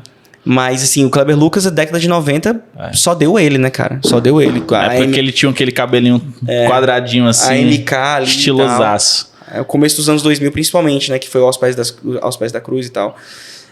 E aí ele falou, cara, tem a data tal pra você fazer com o Fagner, você topa? Você pode, você tem a agenda aí? E de primeira, tu foi chamado pra cobrir alguém, pra fazer um sub pra ele. E eu, na hora, e isso foi outra coisa que o Felipe me ensinou. Ele falou assim, cara, ó, nem sempre você vai começar como cara, mas seja o primeiro sub. Aí é o que eu até falo isso nas minhas aulas e tal, eu falo, é a filosofia do primeiro sub. É tipo assim, toda vida que o Neto não puder, que o Malaca não puder, vai ser eu. O Malaquias é o titular da Gui, massa. Mas se ele não puder, o telefone não vai tocar ele não tem 2 telefonemas, ele vai ter só um que sou eu. É a coisa do primeiro sub, entendeu? E o Felipe me ensinou isso demais. E aí eu lembro que quando ele me ligou, era pra fazer um sub, né? Na época o batera era o Rick Della Torre. E aí ele falou, ó, faltava tipo assim 1 mês pro show. Aí eu falei, cara, e o repertório? Aí ele falou, cara, o repertório do Fagner eu conheço, né? Mas eu não sabia como os caras estavam tocando. Outra vibe, show é show. Como é arranjo, essas coisas. Ele me mandou 2 áudios de 1 hora e pouco, 2 shows. Um show de teatro e um show de praça que culturalmente tem lá dentro. Depois que eu entrei foi que eu fui entender mais o que era show de praça, o que era show de teatro, mas ele mexia no repertório. Vai ser mais ou menos o que tá nesses 2. Foi a resposta dele. Não vai ter ensaio. A gente vai passar alguma coisa na passagem de som e showtime. E eu falei, beleza. Tu dormiu nesse dia, cara? Dormi. Aí cara, eu me preparei a vida toda pra isso, bicho. Eu não me preparei quando a oportunidade chegou. Eu tava pronto já. Eu só precisava saber como é que eles tocavam as músicas. Mas no mais, eu tava esperando por isso. E aí eu lembro que na época, né, as pessoas talvez não saibam, mas na época a gente ouvia música no carro com um pendrive, né? Assim como faziam os incas, os maias e os astecas. Né, que hoje em dia, né, você pluga ali no seu celular e tudo mais, mas nessa época a gente tinha um pendrive, cara. Inclusive eu tava no interior do Paraná esse final de semana e eu vi umas coisas que eu não via mais na cidade. A galera sabe nem o que é pendrive mais, cara. Bicho, os caras vendendo pendrive, tipo assim, rock internacional. Pendrive sertanejo. Os caras vendendo. E isso era só o que tinha na feirinha, assim. Você comprava o pendrive do MP3. Caramba. E não tem mais, mas eu achei lá no interior do Paraná, lá em Bandeirantes, eu achei. Repertório. A galera do forró ainda tem isso, acho que ainda rola muito. Mas rola pra galera baixar. Mas né, é no Spotify, essa parada. Não é num pendrive mesmo, cara. Tipo assim, os caras vendendo o pendrivezinho lá. Quase que eu compro um pendrive de rock, assim, pra botar no meu carro. E aí, o que eu fiz? Eu tinha o meu pendrive, era o C3PO do Star Wars. Tinha não sei quantas mil músicas. Apaguei tudo, botei essas 2 faixas. Eu passei 30 dias ouvindo esses 2 shows. Mas eu estressei o meu cérebro num nível que se o Miquel, que foi o baixista que tocou, se ele infartasse, eu tocava baixo. Cara, eu sabia tudo de todo mundo. Tudo de todo mundo. Dos metais, do teclado, da guitarra, da viola. Tudo. Eu decorei os 2 shows da primeira à última música. E aí eu lembro que a gente foi pra passagem de som. E aí a gente começou a passar umas coisas. O Raimundo não tinha chegado ainda. E a gente começou a passar. Aí chegou o Raimundo. Aí, tipo assim, chegou o artista, pai, para tudo, né? Todo mundo para, fica, Raimundo chegou. Para. Eu lembro que ele passou assim por detrás da bateria. Aí eu estiquei assim a mão e falei, Raimundo, obrigado pela oportunidade. É um sonho pra mim estar aqui. Pô, cara, massa, bem-vindo aí, legal, não sei o quê. Aí entrou. Raimundo, meu Roberto Carlos aqui, que ele... Mas ele tem esse, ele fala meio assim mesmo. Aí ele, e aí galera, o que a gente vai passar aí agora? Então, não sei o quê. Aí, o que você quer passar, Raimundo? O Cris, né, que é o guitarrista. Tá com ele Ele já tava de cima, 20, que era você que ia anos. E tal. Já tava tinha avisado. Tinha visto material já teu, tava avisado, já. O Jones já tinha falado. Acho que ele não viu nada meu, mas eu acho que a referência já chegou boa, porque o Jones falou, cara, quem vai tocar o Robertinho é um menino novo, mas o menino é bom. Acho que deve ter sido algo nesse sentido. E aí ele falou assim, vamos passar a morte do vaqueiro? Aí começa a passar a informação, né? Vaqueiro. Um pra cada um passa pra um, né? E aí eu lembro que eu peguei e falei assim, vaqueiro? Ok. E já saí contando. Fiz a frase. A galera assim. Já tocamos a primeira música. Não repetimos. Tocamos a música inteira. Quando acabou, o Cris falou, E aí, Raimundo, você quer passar de novo? Ele, pra próxima. Próxima. Vamos passar o Revelação? Bora. 3. E já tocamos a segunda, tocamos a terceira. E assim passamos o repertório. Uma atrás da outra. Muitos anos depois, o Chris falou pra mim na van assim... Parceirinho... O show dele é todo orgânico, tem clique, tem... Não, é 100% orgânico. É 100% orgânico. 100% ia perguntar se nada tinha de clique, sample, nada essas de paradas. nada de nada. É na tora mesmo. Então, tipo, nessa primeira passagem de som, tu já tava de cima do tempo, tu foi lá e... Pá. Já tava com tudo internalizado. E aí o Chris falou a assim... galera... principalmente ele, né? Aí o Chris falou pra mim, parceirinho, você ganhou o cantor na contagem. Naquela primeira contagem você ganhou o cantor. Aí eu, como é que, Chris, me explica isso aí pra eu entender? Aí ele falou, cara, a maioria da galera chega e o artista te abala um pouco mesmo, entendeu? Você vai tocar, bicho, você vê o cara... Exatamente, você gela. O cara é grande, entendeu? Exatamente. Você imagina, né, o Fagner, o cara 45 anos de carreira, ídolo. A tendência é eu vou esperar, né? O cara começar a ir a tocar e eu vou atrás. Eu com 23 anos de idade, entendeu? Meu primeiro artista já era o cara, saca? Eu não tinha passado por nenhuma outra experiência de um artista grande assim, né? Que a gente chama no termo do mercado, né? É como se, tipo assim, tu foi na frente. Já. Tipo assim, vamos qual era a música primeira? Morte do Vaqueiro. Morte do Vaqueiro. Me sigam aí, pessoal, que eu vou na frente. Exato, mas isso eu falo muito pros bateristas. Eu falo, cara, isso é minha responsabilidade. Entendeu? Tipo assim, e cara, sabe quem me ensinou isso? Meu pai, velho. Lá em Monte Castelo. A bateria manda na banda. Você conta, você puxa, você chama, você termina, você ralenta. Você dá o tom da energia da música. Exatamente, ali, né? Eu cresci com esse background. Entendeu? Então, quando foi na hora de fazer um negócio, eu tava com isso. Então, aí ele falou, a maioria dos caras gela. Você não. Na hora que falou assim, Morte do Vaqueiro, você... seguro. O que o artista quer? Quer sentir segurança, pô. Bateria é um instrumento importantíssimo. Aí vai um sub, o cara fica gela. Chega o cara seguro, cara. Ai, graças a Deus, entendeu? E aí passamos o som, foi massa, tudo certo. No outro dia foi o show. Daí eu tava indo no outro dia pro show, aquela coisa emocionada, ligando pro Felipe e tal, aquela parada. Ah, sim, porque lembra que eu falei que era dos 5 anos, né? Aí o Felipe tinha colocou, dado né? 5 anos? Tinha. Com 23 anos, era com 18, né? Aí a gente tinha metas de pequeno, médio e longo prazo. Curto, médio e longo prazo. No longo prazo, que era 5 anos, o topo era tocar com o Fagner. Mas era o Fagner? Tinha escrito tocar com o Fagner. Tu tinha até o artista que tu queria tocar. Em 5 anos. Com 5 anos, eu tava tocando com o Fagner. Não lembrei disso de jeito nenhum. O Felipe escreveu isso no livro dele, foi assim que eu soube.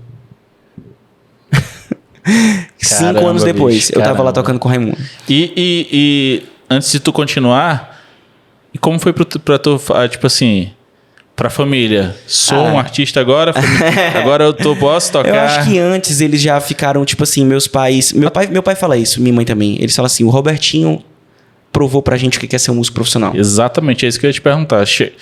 Não, antes já tinha rolado. O artista, no caso, na minha história, que foi o Raimundo, o primeiro, ele valida. Uhum.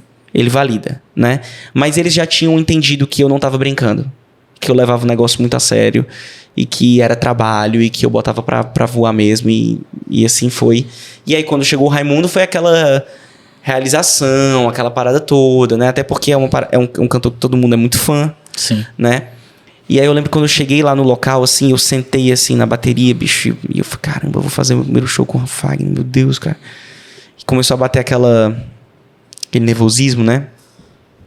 Eu pensei assim, cara, eu faço isso aqui a minha vida toda, velho. Vamos tocar, bicho. Independente se é com ele, se é lá na igreja. Eu vou tocar bateria. Tocar bateria é o que eu sei fazer, pelo menos eu acredito nisso. Que é uma coisa que eu sei fazer minimamente bem. Então vamos tocar. Aí, bicho, saiu assim aquele nervosismo e ficou só, que é exatamente aquilo que eu falei no começo lá, que o Padinho me falou esses dias, né? Ele falou assim, você não tem mínima noção do que você toca, né, garoto? Ele falou pra mim assim. Aí eu disse, meu Padinho, eu acho que não tenho. Ele falou, é só uma criança tocando, né? Aí eu falei, eu acho que é. Ele falou, melhor assim. Sacou? Então eu liguei esse modo a tocar. E o nervosismo foi embora. E aí aconteceu o que eu falei. Eu virei o sub oficial. Então os caras tinham 3 opções de sub. Eles não tinham mais 3 opções de sub. Era Robert. Eles só tinham uma. Se eu não pudesse, aí eles iam chamar outro. Mas quando o Rick não ia, já era eu. E tu tocou muito com ele, não foi? Eu toquei um ano inteiro como sub. De dezembro a dezembro. Quando eu fiz o sub do Alto de Natal, que é um evento que ele sempre faz, que é o Natal em Natal. Em dezembro de 2014... foi o meu sub que foi a minha entrada. Terminou o show, o Jones me falou: Raimundo mandou dizer pra você que vai ficar agora. A partir do ano que vem, você é o oficial. E aí, desde então, aí eu passei a ser oficial e foram 7 anos na estrada com ele. Até... Meu último show foi em abril, aqui em Fortaleza. Caramba, bicho. Isso Fala pouco, menino, hein? E eu ia te perguntar uma coisa. Se ensina, cara, essa... Eu não tô falando nem só tocar, não, porque eu sei que você ensina e ensina muito bem. Mas é isso, esse lance de... Essa segurança que você disse de você fazer o primeiro teste, que, entre aspas, não é teste, não é uma passagem de som, mesmo você tendo devorado aquelas playlists durante um mês, né? E fez o teste seguro. Primeiro show, Fagner, né, cara? É um artista não só nacionalmente, mas é conhecido mundialmente. Certeza. E aquela multidão de gente que vai ver ele, que o cara tem história. O cara é uma lenda. Uhum. E... Pá. Se ensina isso, cara? Cara, se você aprende, é porque se ensina. Nem que seja a vida te ensinando, entendeu? Que bicho. Mas se ensina. Você aprende. Se você for uma pessoa observadora, se você for uma pessoa que olha pra fora, olha pra dentro, mas olha pra fora, você começa a perceber certas coisas. E eu sempre fui esse cara. Eu queria conversar com os caras que eu admirava, porque eu queria ouvir esse tipo de história. Claro, eu queria técnica também, tá, mas eu queria ouvir as histórias. E quando eu ia ouvindo as histórias, eu ia fazendo meu repertório também. Sacou? Ah, bicho, então é assim que o Bala fez com o Djavan. Com o Fagner foi a tua primeira experiência de estrada, de música? Estrada mesmo, valendo Brasil? Valendo foi. Ah, sim, sem dúvida. Eu tinha viajado pontualmente, né? Pontualmente. Mas pra estrada mesmo foi com o Raimundo, sem dúvida. 7 anos, rodei o Brasil todo. Fizemos muitos shows e sou muito grato pra ele. E falei isso pra ele quando eu saí. Falei, bicho, eu tenho uma gratidão eterna por você. Minha família tem uma gratidão eterna por você. Eu tenho uma gratidão eterna por você, porque quando eu fui tocar com você a primeira vez, eu tinha 23 anos. Você não precisava ter me bancado. Me bancado no sentido de ter, tipo assim, deixa ele ir. Você podia ter chamado o Massa, o Bala, que inclusive tá agora o Bala. Quando eu saí, Carlos Bala. Indiquei o Bala e falei, cara, o Bala tá nativo, bota o cara. Eu acho que é a melhor opção. E graças a Deus o Bala tá lá, tá trampando. Enfim, poderia ser muitos bateristas que o Fagner teve na história dele. Todos os heróis da bateria brasileira tocaram com ele. Você falou dos heróis da bateria, né, cara? Aí eu me lembrei agora de uma coisa que eu vi que você... Uma experiência que eu vi que você teve. Eu queria que você contasse um pouquinho pra mim. Você foi pra aquele masterclass lá na gringa... Uhum. Com o Echo. O Echo. Benny Grab. Jojo Mayer e Steve Smith. O que é isso, cara? Pelo amor de Deus. Também não sei. Ainda é uma coisa que eu processo até hoje. Porque o Benny Grab, Jojo... Eu vejo esses caras tocando, é uma coisa surreal.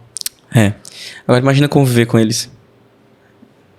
Como é que eu fico imaginando como é que a cabeça dessa galera funciona, bicho. Cara, eu também não sei como é que funciona não, mas assim... E como é que foi essa experiência de estar lá? Cara, a experiência foi surreal. Foi nível assim, ó. Eu cheguei e fui pra terapia.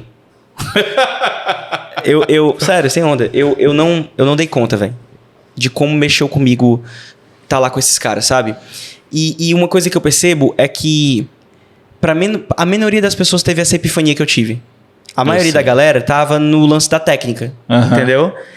E eu fui com essa cabeça. Vou lá aprender com os caras, mas aí o nível a experiência sensorial da parada te pegou. Só que o choque de ouvir coisas que eles falaram lá, pra mim foi muito grande. Então, assim, o O Joji é um filósofo, cara, assim. A visão de vida que esse cara tem é incrível. Como baterista, indiscutível. Indiscutível. O cara tem um DVD lá só sobre técnica de mão, um DVD só sobre técnica de pé. Tá lá, mano. Você assiste de cueca no slow motion. Isso foi uma resposta que ele deu lá, inclusive. Entendeu? Agora, lá na frente, no tete a tete com o cara, eu tive a oportunidade de ouvir coisas que não estão no DVD do cara. E que mudaram a minha vida. O Benny Greb, eu abracei ele chorando, cara. O Benny Greb é muito foda. É o alemão mais legal do planeta. Eu assisto os vídeos dele, assim. É o alemão mais legal da história do planeta. Ele é muito legal, aquele cara. E acabou a aula dele, eu fui falar com ele e falei assim pra ele: Benny, eu queria só te agradecer. Aí ele: é mesmo, cara, por quê? Eu disse: bicho, porque eu passei uma boa parte da minha vida baterística tentando ser o Vini Colaiuta. Tentando ser igual a ele. Mas, bicho, mas foi muito. Eu entrei numa, assim, eu queria muito ser igual a ele. Tu chegou a conhecer, a ver ele? Ver, já vi, mas conhecer ainda não. Deus tá preparando com certeza esse momento. Eu já pedi pra Deus, cara, não deixa esse cara morrer sem eu conhecer, não, pelo amor de Deus. Ainda mais agora que eu tô mais próximo, assim, porque eu tô na Paz também, entendeu? E tá em casa. Vai que num evento desse da Paz eu vou e o doido pinta lá, entendeu? E aí eu vou me fazer xixi na calça. Tu vai derreter, simplesmente, vai virar pó. Vou fazer xixi na calça e vou ter diarreia, com certeza. Se vendo ele tocar, eu já tive isso, entendeu? Assim, chorei. Só de ver o cara tocar. Imagina eu tendo a oportunidade de fazer um shake hands com ele e dizer pra ele tudo que ele representa na minha história, né? E aí eu falei pro Ben, então eu passei muito tempo, bicho, e hoje, cara, eu percebo que eu preciso ser eu mesmo. Eu lembro que tu gravou um vídeo tocando a música do Ben, iradíssimo. O Grapefruit, Ele viu, inclusive. Ele viu? Ele viu. Peraí. Calma, me conta isso aí. Peraí. Ele viu no YouTube e ele me reconheceu no camp. Não, cara, ele olhou pra ti e falou assim: Ei, você gravou uma música minha, não gravou? Falou desse jeito. Como foi? Você gravou uma música minha, não gravou? Não, cara, não. Aí eu disse: gravei, Grapefruit. Aí ele falou: eu vi no YouTube. Aí Ele viu sem... Não foi tu que mostrou pra ele já tinha visto. Eu tava trocando ideia com ele. Aí ele olhou assim: tu gravou uma música minha, não gravou? Não, pra ele ter te reconhecido, bicho. Aí eu falei, gravei. Grapefruit. Aí ele... eu vi no YouTube. Surreal, Como né? é que reage no... Cara, eu fiquei em choque, cara. Só que assim, ó, você vai fingindo costume, né? Porque você não vai, né? Legal. Legal. Lógico, no YouTube, entendi. E eu tinha levado num pendrive pra ele a música, eu tocando a música dele, pra dar de presente pra ele ver. Só que o cara já tinha visto no YouTube, velho. Caramba, bicho. Surreal, né, cara? Surreal demais. Surreal. Eu gravei uma música do Echo, uma música dele e uma música de um outro cara. E eu levei em pendrives e dei pra cada um deles. Sacou? E eu levei pra dar pro Benny. Mas antes de eu dar, o cara olhou pra mim e falou: cara, eu vi, você gravou no YouTube. Isso é só pra você ver como não é importante. Aí o pendrive caiu da tua mão aqui na hora. Você não precisa colocar nada na internet não, viu? Ninguém vê nada. Não é? Você não tem noção do alcance que é a parada. Aí eu falei: e aí, cara, tu curtiu? Aí ele falou assim: great job, man. Comenta lá, cara, bota lá teu comentário. Pois é, não, isso ele que falou pra mim foi muito... Assim, eu sei que a coisa do nome lá do cara é massa e tudo, mas o que ele falou pra mim ali foi ótimo, assim, ele fumando um cigarro. Ele até parou de fumar, mas na época ele fumava. Ele lá sozinho, assim, fumando assim, parecia cena de filme, sabe? E aí, bicho, foi louco, assim. Foi esse tipo de experiência que eu vi lá, saca? Tipo, o Steve Smith era meu vizinho de quarto. Não, bicho, Steve Smith é outro monstro. Eu tava indo entrar no quarto e ele tava indo entrar no quarto. Eu nem conseguia acertar o cartão no buraco, vendo ele entrar no quarto do lado, saca? E eu, hey, Steve! E ele, hello, brother! Tipo assim... Que mundo é esse? Aí eu entrei no quarto, o Steve Smith tá aqui do lado. Tu colou na parede assim no quarto. E eu ainda ouvi o som da borrachinha dele, viu? O cara dava 6 horas de aula por dia, tava no meio de uma turnê. Ele tava no meio de uma turnê, acho que era com a Hiromi Uehara, ou era do Journey? Não, acho que era com a Hiromi. Enfim, ele tava no meio de uma turnê, assim, com algum cara, ou era com a Hiromi, com algum artista, cara não, com algum artista, e parou uma semana pra ficar em Chicago, no Dream Fantasy, e depois iria sair de novo. E aí, o cara no quarto do lado, à noite, eu ouvi o som da borrachinha dele, cara. Caralho, bicho. Cara praticando, velho. Pra você ver, né? Aí tudo isso, bicho, imagina isso entrando, assim, pelos seus poros. Baterista do mundo inteiro, da Índia, da Inglaterra, do Brasil. Respirando bateria 5 dias com esses caras, velho. Aí, eu dei o pendrive pro Steve Smith. Ele foi um cara muito atencioso comigo todos os dias no camp. E aí ele falou assim pra mim... eu assisti seus vídeos. Aí eu disse, não.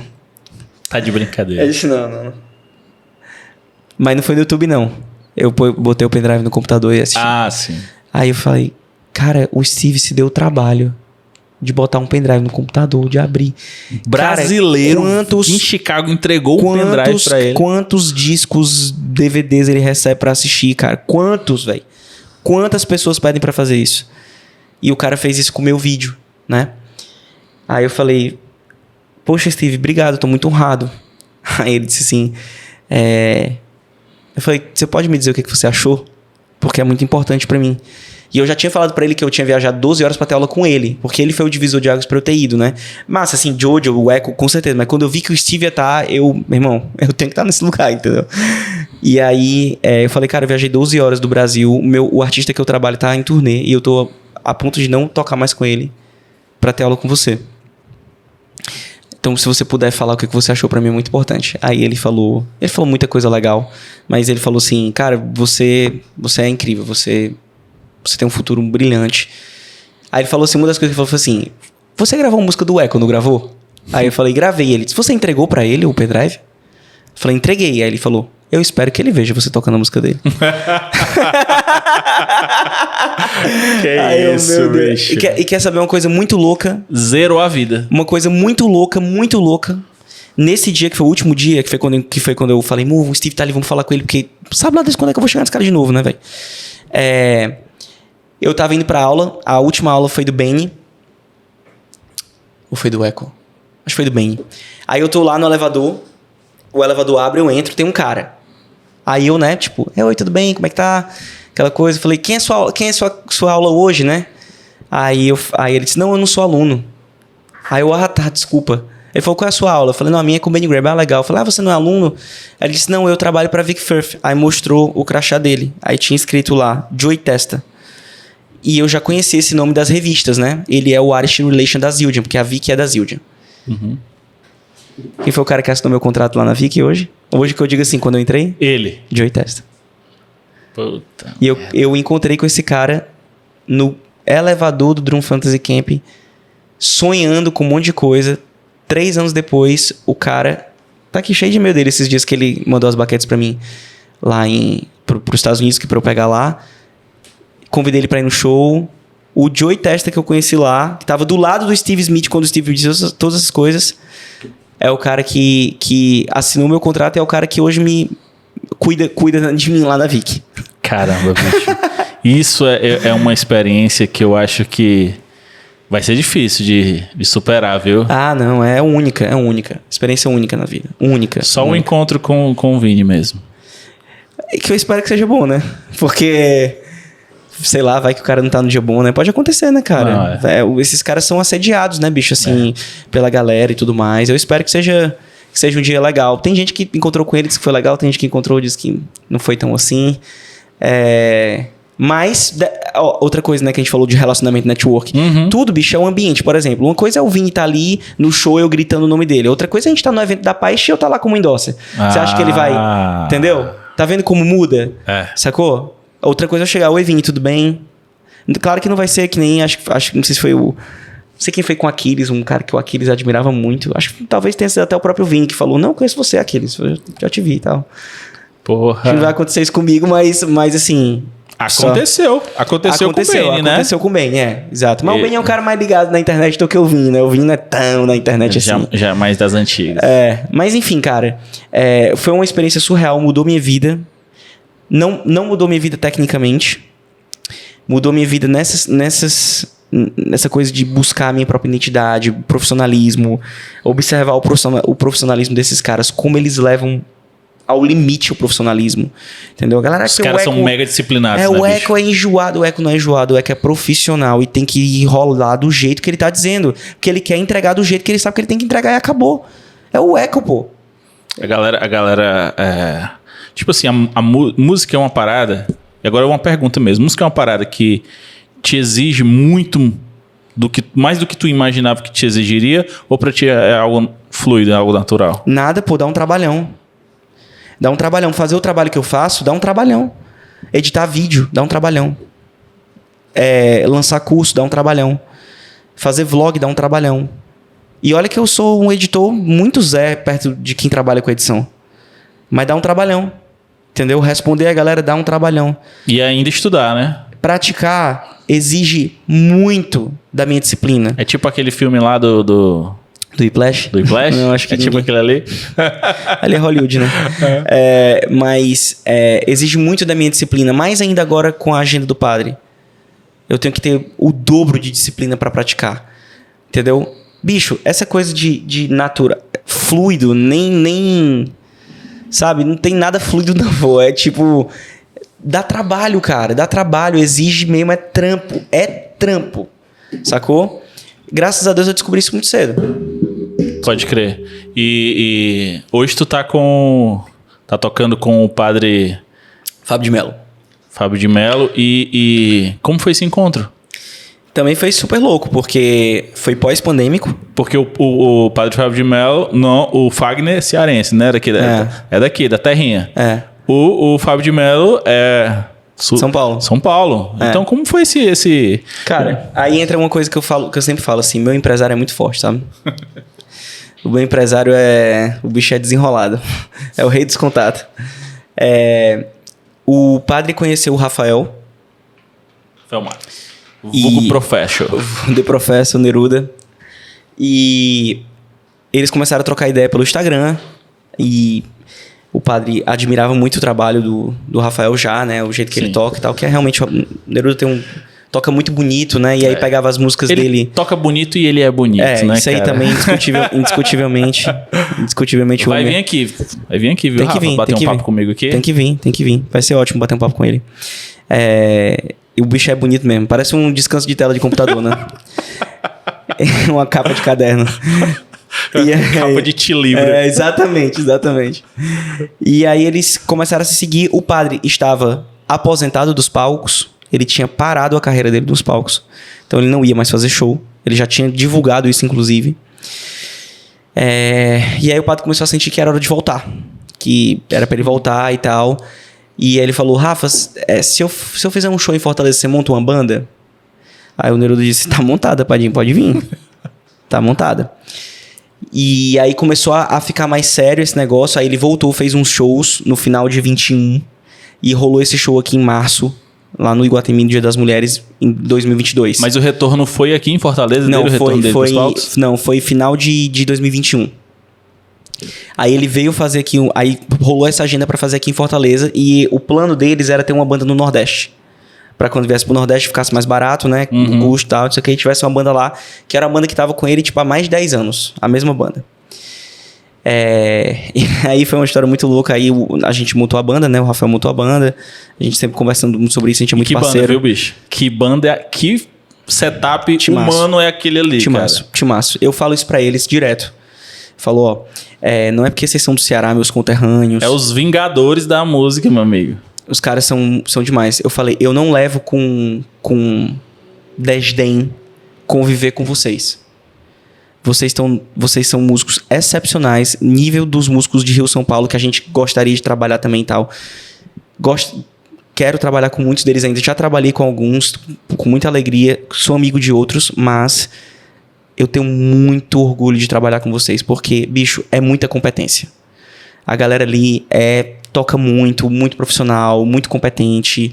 E sem falar dos seres humanos que o são, né? A gente sempre batendo bola e tal, montamos a banda. O Rafael chamou a galera, fomos fazer esse show. Era pra ser um show. No meio do processo começou esse papo de banda Nordeste. E aí eu fiquei naquela, bicho, então vai ser... Eu vou ficar com o Fagner e com ele, né? Quando o Padinho tiver show aqui no Nordeste eu faço. Com o Raimundo não tem tanto show assim, dá pra administrar as duas agendas. Pensei eu, né? Pensei. Aí o Padinho veio, a gente fez um ensaio. O primeiro ensaio foi muito estranho. Foi muito estranho o primeiro ensaio, porque ele também tava tentando se encontrar. A gente não sabia como é que ele funcionava muito bem. E a gente tocou bem baixinho, então ficou aquela coisa meio sem pressão, sabe, e tal. Bem estúdio também, bem né? diferente da nossa característica. A nossa característica é uma porrada de som. E aí, quando foi na passagem de som, no outro dia, já foi outra parada. E aí, quando acabou a passagem de som, o empresário dele já falou assim: temos um problema. Eu acho que o padre vai querer vocês pro Brasil todo. Caramba, você inseguro achando que tava brandinho ali. E aí o padre meteu essa. Quando a gente chegou em passagem de som, que a gente pôde dar uma empurrada no som mesmo, né? Que a gente já tocou mais valendo, que ele sentiu. Opa! Entendeu? Aí fizemos o show. Cara, aí a gente se apaixonou. E aí ficou naquela de sem saber o que era e o que não era. Eu, na minha, beleza, vou ficar tocando com os dois artistas. Fagner teve um show na sequência, massa. Quando foi assim, semana, 2 depois, o Neruda me liga: pai, pode comprar uma mala nova. Aí eu disse: por quê, pai? Ele falou: o Alexandre acabou de me ligar, o padre decidiu que vai sair em turnê. E a gente que vai, só em maio ele tem 7 shows. Eu falei: bicho, eu não acredito. Foi. Passa as datas. Aí, os primeiros 3 shows, sexta, sábado, domingo. No sábado tinha um show do Fagner, lá em São Paulo, que é um show importantíssimo pra ele. Aí eu falei assim: cara, esse eu não vou poder ir. Aí ele falou: pai, então tu não vai poder ir nenhum dos 3. Tudo bem, não tem problema, você volta no próximo. Mas eu acho que não vai pegar bem. E outros são os primeiros 3 shows da turnê. A gente precisa pegar liga. Aí eu falei, né, que não ia poder ir pro show do Raimundo. E foi quando eu saí. Caramba, e como é que tu deu essa notícia? Cara, não tem muito o que enrolar, cara. Tipo assim, galera, eu falei com o produtor, né? Olha, eu vou também sair em turnê com o padre. Vai estar com a agenda muito cheia. A gente tá vindo pós-pandemia. Preciso trabalhar. E eu não vai dar pra ir nesse show. Nos próximos a gente pode ornar a agenda. Eu mando um sub lá uma vez, tá? Eu organizo. Mas pra esse, são os 3 primeiros, eu não posso perder. Aí a galera não gostou muito. Mas assim, depois ficou tudo bem. A gente teve uma conversa maravilhosa. Fiz um show de despedida lindíssimo lá no Rio de Janeiro. Que eu fiz um show aqui, eu e o Bala, que foi quando o Bala assumiu. Eu lembro desse... Que foi massa. Eu acompanho nas tuas redes sociais, eu lembro desse evento aí. Que foi massa, foi um sonho. Mas assim, eu não senti como se fosse meu último show. Era tipo um show que eu tava passando as coisas pro Bala. Meu último show mesmo, pra mim, foi na semana anterior, 3 dias antes, que foi no Vivo Rio. Que foi um show lindo. Participação do Jorge Benjó, casa cheia. Me emocionei demais, chorei, gravei e tá lindo. E beleza, tudo certo. E aí o Bala assumiu. E estamos desde maio com o Padinho na estrada. Fizemos quase 50 shows de maio pra cá. E 2022 tá aí? 2022. Isso foi em 2022, né? Ah, sim, 2023 eu ia perguntar. Tá, já tá aí fechadão? E 2023 muita coisa. Primeiro, logo de cara, né? A gente vai fazer o Réveillon da Avenida Paulista, dia 31. Primeira vez que vai ter um artista religioso. Vai ser o cara. Nós vamos tocar lá. Aqui também não vai ter, não? O Padre Fábio de Melo? Dia 27, no Natal. Ah. Eu vi uma notícia que ia ter. Confirmou hoje. Dia 27 todo mundo convidado. Não sei se vai estar. Não vai estar até dia lá, né? Dia 27... Acho que não. Não sei. Dia 27 é uma quinta? É uma quinta. É uma quinta? É o dia desse episódio aqui. Estamos aqui hoje, nesse exato momento. É 1h da tarde, mais ou menos. Que a galera que tá assistindo aqui, são mais ou menos 1h da tarde. Hoje vê se 27 é quinta-feira aí. Não, 27 é uma terça. É uma terça. O episódio vai depois, né? O episódio vai depois. Então, você viu o show. Você estava lá, você viu o show, né? Pois é. E a gente vai fazer 31 Réveillon da Paulista. E em janeiro a gente vai fazer uma turnê nos Estados Unidos. Temos 4 shows nos Estados Unidos para fazer no meio de janeiro. Então, assim, tem muita coisa rolando. Tem sido uma experiência surreal estar com ele na estrada. Ele é um cara incrível. Como é que ele é? Eu ia perguntar, como é que é a dinâmica com ele? Eu nem sei colocar em palavras. Ele é aquela paz toda que a gente vê na TV, ele na internet? Ele é aquela paz, ele é um senso de humor muito aguçado, ele é muito engraçado, ele não para de tirar onda. Sério? Não parece. Eu vejo ele na TV, um cara calminho, com fala mansa. Mas ele tem aquela fala, mas, cara, ele é muito engraçado, ele adora uma resenha. E ele tem um senso de humor muito... Você tem que estar toda hora de olho, porque senão sai um tiro dele ali, entendeu? Ele é muito rápido no gatilho, muito, muito bem-humorado. Nos trata muito bem. Nos acolheu não só como músicos, mas como amigos, né? É um cara que tem uma missão linda, E eu vou te falar assim, eu jamais imaginei estar vivendo o que eu tô vivendo lá com ele, né? Com ele, com os meninos, com todo mundo, com a equipe toda. É um momento, assim, muito, muito especial da minha vida, muito, muito, muito privilegiado. Rola uma irmandade muito, muito, muito particular da galera, de vocês, de se conhecerem há muito tempo. A banda, Exato, né? exato. Vocês é um entrosamento que vai para além da música. Totalmente. A gente era amigo, né, cara? Muito amigo. Todo mundo era muito amigo. Todo mundo já tinha trabalhado muito junto. Então, assim, tá com eles na estrada faz toda a diferença, porque a gente passa muito tempo na estrada. E aí fica longe da família, o nego fica estressado, entendeu? Então é bom estar entre amigos porque a gente dosa, a gente conhece já vai respeitando o jeito do outro e cuidando também muito um do outro. A gente cuida muito um do outro. Que massa, bicho. Deixa eu te perguntar uma coisa agora. Como é que é ser amigo do João Baroni, cara?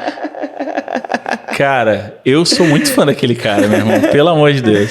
Como é que é ser amigo daquele cara, bicho? Cara, eu demorei a entender que o João era meu amigo, vou ser muito sincero. Não, ele é teu amigo. Eu não sei, eu não sei se ele vai ver isso aqui depois, mas eu espero que ele veja. Se tivesse um certificado de amigo, tava lá. Você tem esse certificado.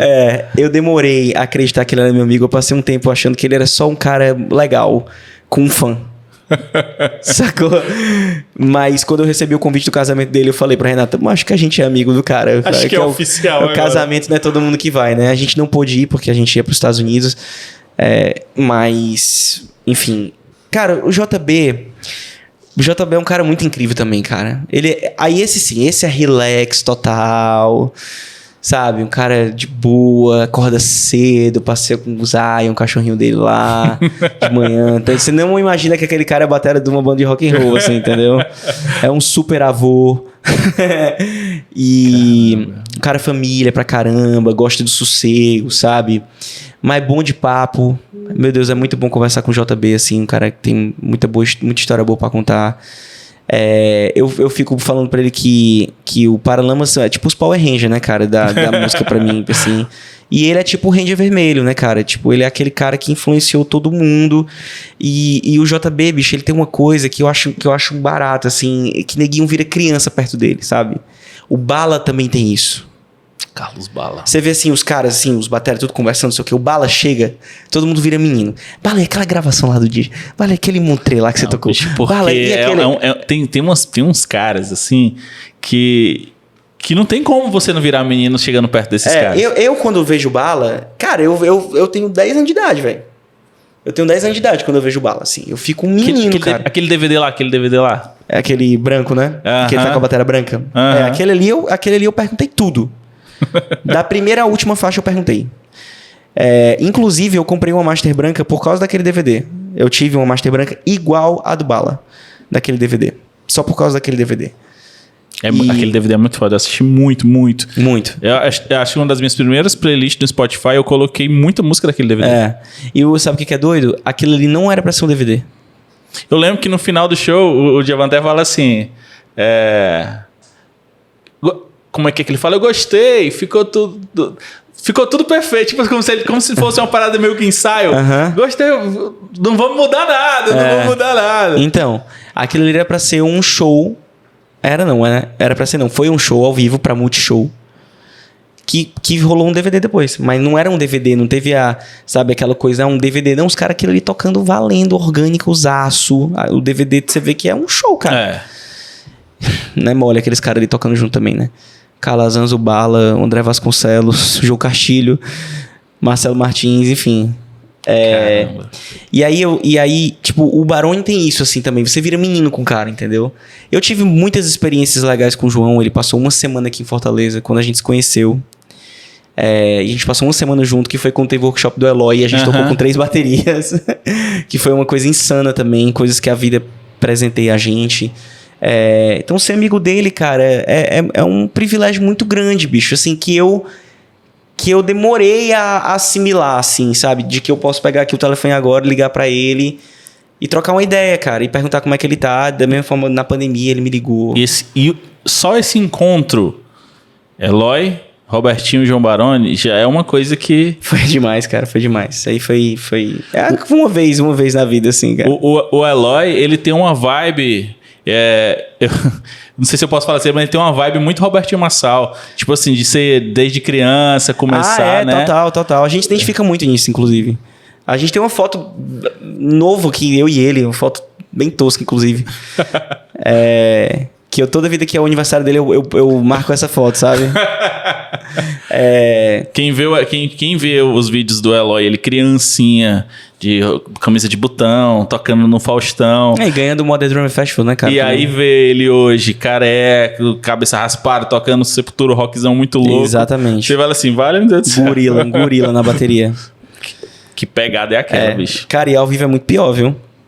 Ao vivo é muito pior. Eu vi ele ao dali vivo. Direto pro SAMU, se no cara não tiver preparo físico. Lá em São Paulo, saí do show do Raimundo, eu e o Neruda, e fomos pro Sepultura. Cara, ao vivo ele é muito mais assustador. Eu lembro que a primeira vez que eu vi um vídeo dele tocando samba. Uhum. Porque você pensa, tocar samba, você pensa Carlos Bala, né? Uhum. Aquela coisa suave. E o cara tocando samba, parecia que ele tava com ódio da bateria. E sai um som fodido. Incrível, cara. É incrível como você tem... o João Baroni também é outra parada. A pegada, o jeito de tocar, o jeito que ele faz, o som que ele tira da bateria. Então, é uma outra parada muito louca. O João usa um prato da Paz, que é... O João é da Paz há muitos anos, né? Inclusive me influenciou muito, né? Por essa coisa, pelo amor pela paz, assim. E aí ele tem um prato que é um Rude 19 Fin Crash. Toda vida que ele toca no prato, eu falo, eu vou pra esse prato pra mim. na próxima pedida, esse prato vem. E toda vida que eu toco, o som sai um lixo, cara. Cara. Aí eu já cheguei à conclusão. O João é lindo, o João tocando nesse prato. Eu tocando nesse prato é podre. Esse prato é pra mim. Mas toda vida que eu tô vendo, que eu vou puxando o Paralamas, já fui pra alguns. Pedro, cara, eu preciso desse prato aí. O Pedro é o Drumtech dele, né? Que é um grande amigo também. Bicho, esse Rude aí é demais, não sei o que. Depois eu vou lá testar. Pelo amor, que horrível. Na minha mão fica podre, entendeu? Esse lance de sonoridade é algo muito particular, que é o cara que tira, né, velho? O cara que tira o som. Então, o João, ser amigo do João, cara, é um privilégio. Eu agradeço ele demais, a amizade, o carinho, o amor que ele tem por mim, pela minha família.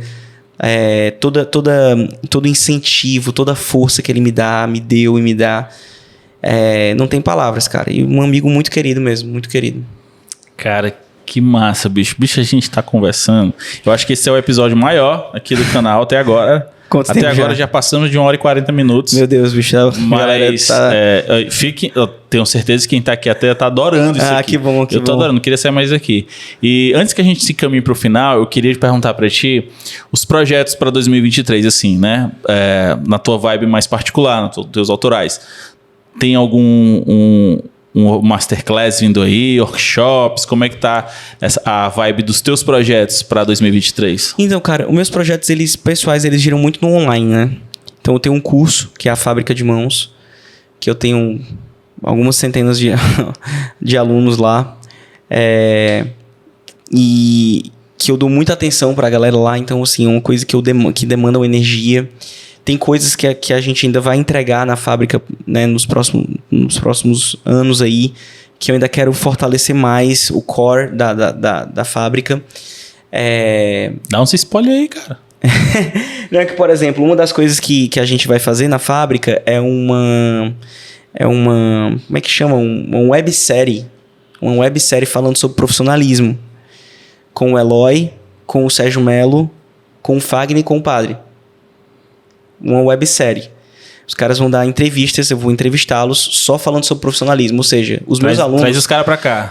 Traz eles pra cá. Os meus alunos, eles vão ter a oportunidade de ouvir do cara que contrata o baterista o que ele espera de um profissional.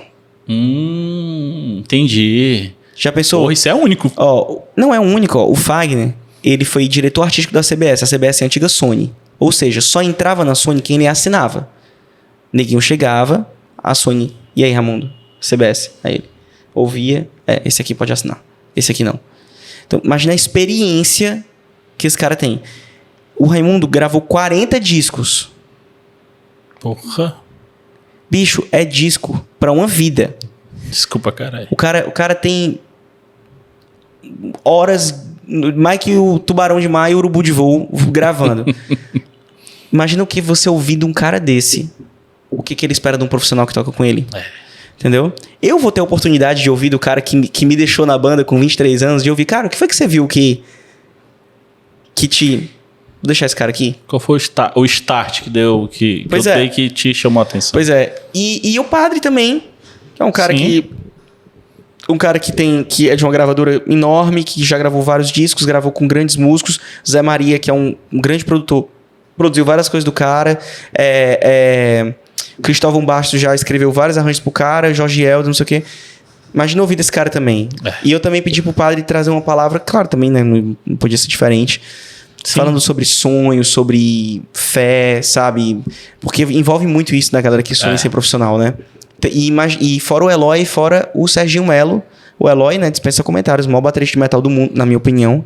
Inclusive tá competindo pra ir a Drumil, que é dar esse troféu pra ele de baterista de metal. Tem que voltar lá, volta no Eloy, inclusive. Vou votar a hora, não. O Serginho Melo, que é exatamente o que eu sonho pra mim profissionalmente. Cara, batera da Globo. Então tá sempre gravando, aparecendo nos programas. Acompanha um grande artista, que graças a Deus eu também já tô no meu segundo, graças a Deus. Ele é do Lulu, eu tô com o Padre Fábio, mas antes tava com o Fagner. Grava pra caramba. É exatamente o que eu projetei pra mim também. Então um cara que tem muita experiência de estúdio, muita experiência com artista, um cara que tem experiência com diretor de palco, de programa, entendeu? São experiências, cara. Sacou? Então vai ser um negócio muito massa mesmo. E é o que vai vir também pela fábrica e pela frente. O workshop Masterclass é uma coisa que, graças a Deus, voltou. Eu dei 2 agora nesse segundo semestre, uma no São Luís Maranhão e outra em Vitória, do Espírito Santo. Vai ter mais esse 2023? Eu espero, me convidem. Vamos falar aqui, né, galera? A agenda está aberta, pode me chamar. Eu vou com o maior prazer do mundo dar o workshop da Masterclass. Tem um festival de jazz aí que tá... Fashion para um show do meu disco, né? Que foi lançado em 2019. Meu disco foi lançado em novembro de 19, em março de 20, pandemia. Então, teve que parar, assim, tudo que eu tava projetando pro meu disco, né? De show e tudo mais, divulgação e tudo mais. Mas agora a gente retomou. E aí já tem um festival aí que tá pra gente fechar um show e em breve eu quero divulgar. E é isso, cara. E é isso. Continuar conteúdo em massa na internet, que é o que eu faço. É um registro biográfico, né? Sim, então, claro. Então, é isso.